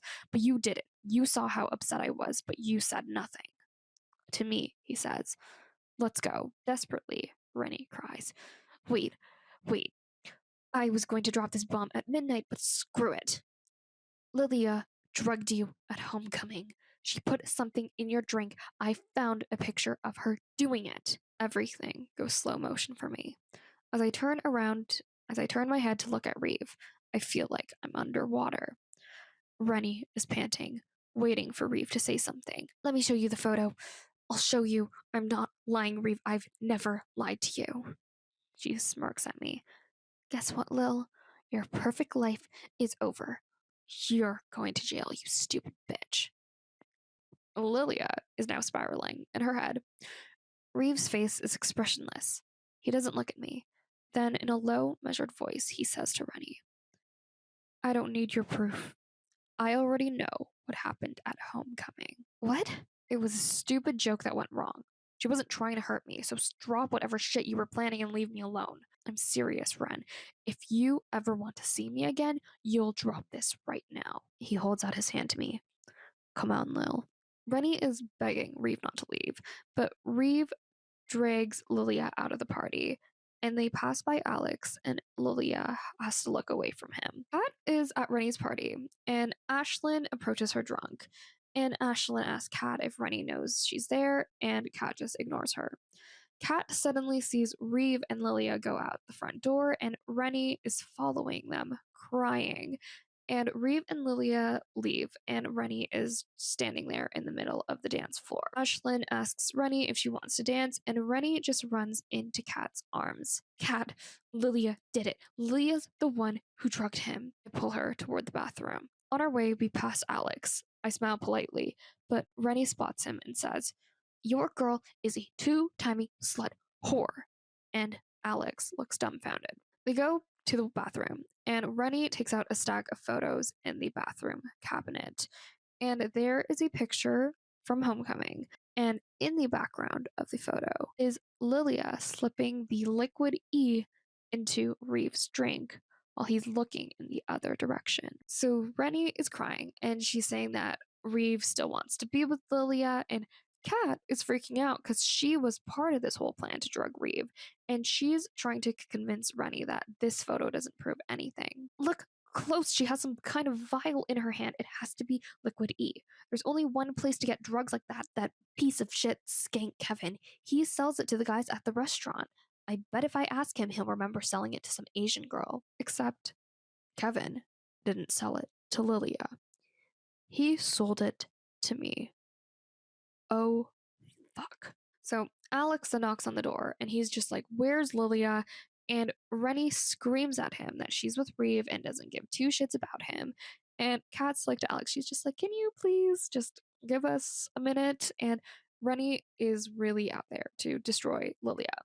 And Kat's like, "Okay, if we leave now, we can catch up to them." So Kat and Rennie leave the party, and Kat drives Rennie's Jeep to her house so Kat can get her car. And Kat's like, "Okay, I feel bad that Rennie, she can't enjoy the party that she's worked so hard on." But she's like, "I really hope this is a misunderstanding, because if Reeve and Lillia have something that's like going on, like, I'm gonna kill Lillia myself. If she's doing that to Mary, that is extremely fucked up." They get to Kat's house, and Rennie is still pissed, and she grabs her keys from Kat, and she's just like, "I'm going to drive by the cliffs, and you should check by the dunes." Kat, she has a bad feeling about this, and she's just like, "Rennie, like, are you okay to drive? Like, you're too upset, and you've been drinking." And Rennie's like, "I'm fine," and then she leaves. I get in the car as Rennie peels out, but I don't drive to the dunes like she wants. I drive back to the party. I have to get those pictures before anyone else finds them. I know Lillia knows what she's doing, because if she doesn't, we're dead. We are now in Mary's point of view, and Mary has been trying to get into Rennie's party, but the bouncer has been ignoring her, so she can't get in. And Mary then goes up to one of the windows of the building and tries to see if she can spot Kat and Lillia, but she can't see them. Mary then turns to the gallery doors and sees Lillia standing at the front curb, shivering. All of a sudden, Reeve comes out and gives Lillia her coat, and they run across the street to Reeve's truck and get inside. They kiss on the lips before they drive away. A tender, slow, warm kiss. Oh no. Oh no. I turn around, I'm spinning. I can't breathe. It's like I've been kicked in the stomach from out the back of the store. Rennie's white Jeep goes flying down the road in the other direction. Kat's behind the wheel. So Mary is now spiraling, and she's just like, "I don't know what to do. Like, maybe I can catch Mom and Aunt Bet before the ferry leaves. Like, I can make them take me with them to the mainland." And so she runs as fast as she can to the ferry parking lot. Mary gets to the ferry parking lot, and there's no ferry running. And Mary then just starts walking. And she doesn't know where she's walking to. She doesn't know how long she's been walking for. Then all of a sudden, a white Jeep pulls up. Rennie's Jeep. "Are you okay?" I stumble up to the Jeep. I see myself reflected in the glass. I'm not in a party dress, but in a pair of still damp jeans and a wet, white t shirt, sparkled with gravel and dirt clinging to my rolls of fat. I look down, and there are my old sneakers soaked through the water. I try to answer Rennie, but I can't. I'm choking in my tears. She then tells me to get in, but I don't move. She opens the door for me, and I finally climb in. "Where do you live? Where are your parents?" Mary can't answer her, and she's finding it hard to breathe. And Rennie is watching Mary, and she's like scared for her. And she's just like, "Okay, girl, like you need to breathe." Then Mary starts to get memories, and she thinks back to the time she tried to commit S word. And Mary's mom is crying over her and asking her why she would do that to herself. Mary then turns to Rennie and says, "Reeve." Rennie's eyes go wide. "Reeve did this to me. This is his fault." We then go back to the flashback. Mary's mom is crying over Mary and tells her that the ambulance is coming and to hold on. I try to do what she wants, but it's hard. I feel myself slipping away. I don't want to die. I don't want to die. But that's exactly what's happening. And then, with one last rush, I'm pulled out of my body and up to the ceiling. I can see my mom holding me as the ambulance arrives. I see them grab at me, but my mom won't let me go. She knows. She already knows what I apparently didn't. I'm dead. So we are back in the present time, and Rennie is freaking out. What are you doing? Rennie screams. She's terrified. She's scooting over as far as she can away from me. She's not looking at the road, not looking at the turns. I feel myself heat up. A fire, hotter than any other time before. I close my eyes and everything goes white, like the center of the sun. I barely hear any because this is it. My chance to finally jump the scratch. It's a relief to do it, to finally let go. So Reeve and Lillia are driving around in silence, and Reeve drives them out to the woods and they unbuckle their seatbelts and they pretty much have a makeout session in his truck. I plant kisses on the side of his neck up to his ears. Reeve shivers. If I had known you came over, I would have run downstairs. I would have showed you off to my whole family. He pushes me away suddenly so he can stare me straight in the eyes. I want you to know that I didn't invite Rennie. She came on her own. I drop my head to his chest and cling to him. Don't want to do anything to ruin this moment, but I have to confess. I have to be true to him. That stuff she was saying at the party, forget it, he says. Reeve, please let me finish. Don't. Just don't. Don't tell me. I don't need to know what happened before. I just need to know that you're with me now. Yes, I'm yours. A smile spreads across his face, and his mouth comes up to my neck and over my lips, and then we're kissing again. His lips are urgent, like all we have is tonight, and I don't even remember what I was going to say anymore. It's that good. We kiss over and over and over again. This time, there's no one around to stop us. Kat goes back and grabs the photos. She then drives to the woods to join her brother and his friends because they're having a bonfire, but she is really just there because she needs to burn these photos. So Kat throws them in the fire pit and she texts Rennie asking her, like, where are you? Rennie hasn't texted her back yet. So Kat has a really bad feeling about this. She then tells everyone to shut up for a second, and she can hear sirens from far away in the distance. Kat then tells her friend Ricky to drive her on his bike and to follow the sound. We drive toward the sound. It's not far off, but we can't get close. One of the fire trucks is blocked off the road. I climb off my bike and run to the side of the road, where a fireman is pulling caution tape across the pass. A few 100 feet away, around the bend of the cliff, I see a bright orange glow, like a fire. What happened? He gives me a look, like I'm some stupid rubbernecker wanting the gory details. There's been an accident. And then he turns his back to me. I grab his arm. Who? Was it a car? Was it a white Jeep? As soon as I say the white Jeep bit, he spins around, his face completely different. I fall to my knees and let out a howl like a wild animal. It is now the next morning, and Lillia wakes up in Reeve's truck in the woods. And apparently, Lillia and Reeve fell asleep last night, and Lillia is freaking out because she's like, my parents are going to kill me because I didn't come home last night. Reeve then says he'll drive her as home as fast as he can, and that he'll help explain what happened. And she's just like, you're not explaining anything, like, you're just dropping me off. I'll talk to them alone. I'll handle this. And then she's like, this is such a mess. Like, how did this become so messy? And Reeve is like, Rennie will get over it. Like, I'll talk to her. She can't stay mad forever. And Lilia is just like, do you know Rennie at all? Like, of course she can stay mad forever. And he's just like, not me. Like, we've known each other for way too long. Lilia then mentions that Mary will be upset with her. And Reeve is just like, who's Mary? And Lilia's like, I'll explain this to you later. And so Reeve drops Lillia off at her house, and Lillia runs inside. And she gets in, she's just like, I'm so sorry, I fell asleep. And her dad has a strange expression on her face, and he hugs her. Lillia looks around and sees that her mom and Nadia are on the couch, and they're both crying really hard. And Lillia is just like, did grandma die or something? Like, what happen? My dad closes the front door and tries to maneuver me toward the couch. First, sit down, honey.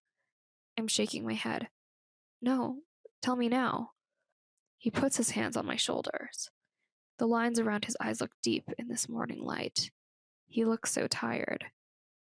It's Runny. My heart drops. No, no, no, no, no. She's been in an accident. She died, Lily. I feel my legs go out from under me. My dad rushes to lift me up, but he can't.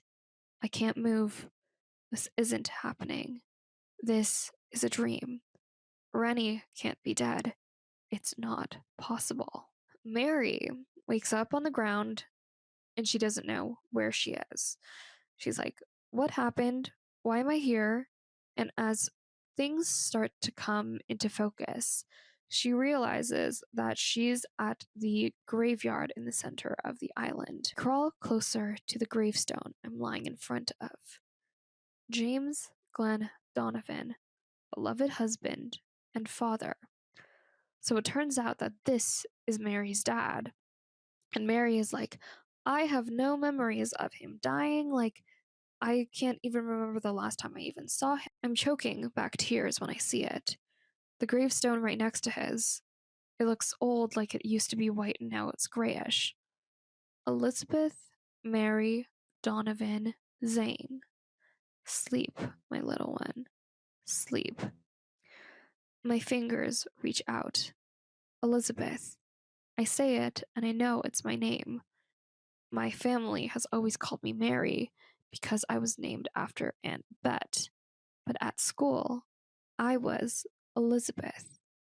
Elizabeth Zane. Big. Easy. If you haven't figured it out by now, Mary never survived her suicide attempt, and she is actually a ghost. And then Mary runs back to her house. The front door is open. I run inside, up the stairs to my room. There aren't any boxes, none of the clothes I packed away. My dresser is covered in a sheet. My bed has no linens.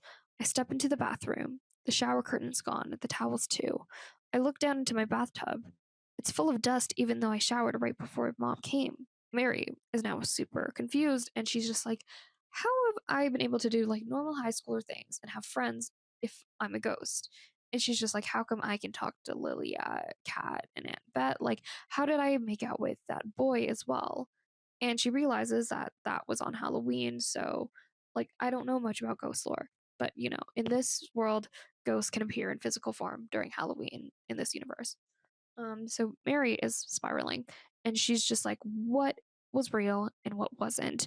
And she's wondering, like, why didn't I go to heaven or hell or just like disappear in general? I squeeze my eyes shut, throw my head back, and scream a scream that doesn't end. Kat is now outside Lilia's house. She's waiting for Lilia to come home. And Kat has been trying to deal with Rennie's death, and she says that Rennie has been dead for 15 hours. And Kat falls asleep. And Lilia then knocks on her window, and Lilia's like, I'm so sorry, like I haven't texted you back. Rennie's mom, like she's been in bad shape. So the girls talk about what happened at the party, and Kat tells Lilia about the pictures. You saw them? Yeah. Rennie showed me after you left. I had to convince her to leave with me and not show everybody at the party. I went back and got them and burned them, but I don't know if they're the only copies or what. Lilia closes her eyes. I can't even think about that right now. Well, you better think about it, because if people see those pictures, we're fucked. What the hell happened with you and Reeve last night? Her mouth starts opening and closing, but no words come out. For fuck's sakes, Lilia. I shake my head and wrap my hands around the steering wheel. What are you going to say to Mary? I don't know, okay? Lilia shouts, wiping her eyes. I can't even think straight right now. I rail on. I hope you don't think I'm going to be the one to tell her. Do your dirty work for you? That's on you. Kat, God, can you just give it a rest? Rennie's dad, my oldest friend in the world, is dead. I slam my hands on the steering wheel and scream my throat raw. You don't think I know that? You don't think you are the only one who cared about her? Lilia wipes her tears with her sleeve of her coat. I can't believe that this is happening. She turns toward me, eyes sad but hopeful. I mean, this could all be a bad dream, right? So it turns out Mary is outside Kat's car listening to them fight. And Mary pretty much knows all of the information that they're talking about. She says, Reeve and Lillia are a couple. A couple. Maybe even in love. But Kat and Lillia have no idea that I've got secrets too. Big, big secrets. Sure, there's a lot I still need to figure out, what I can do, what I can't. I do know this for sure. What happened last night wasn't my fault. Reddy dying was an accident. But next time, it won't be. I've wasted so much time trying to make Reeve feel remorse for what he did, trying to guilt him into an apology. But now, I understand that there was no point to any of it. He can never give back what he's taken from me.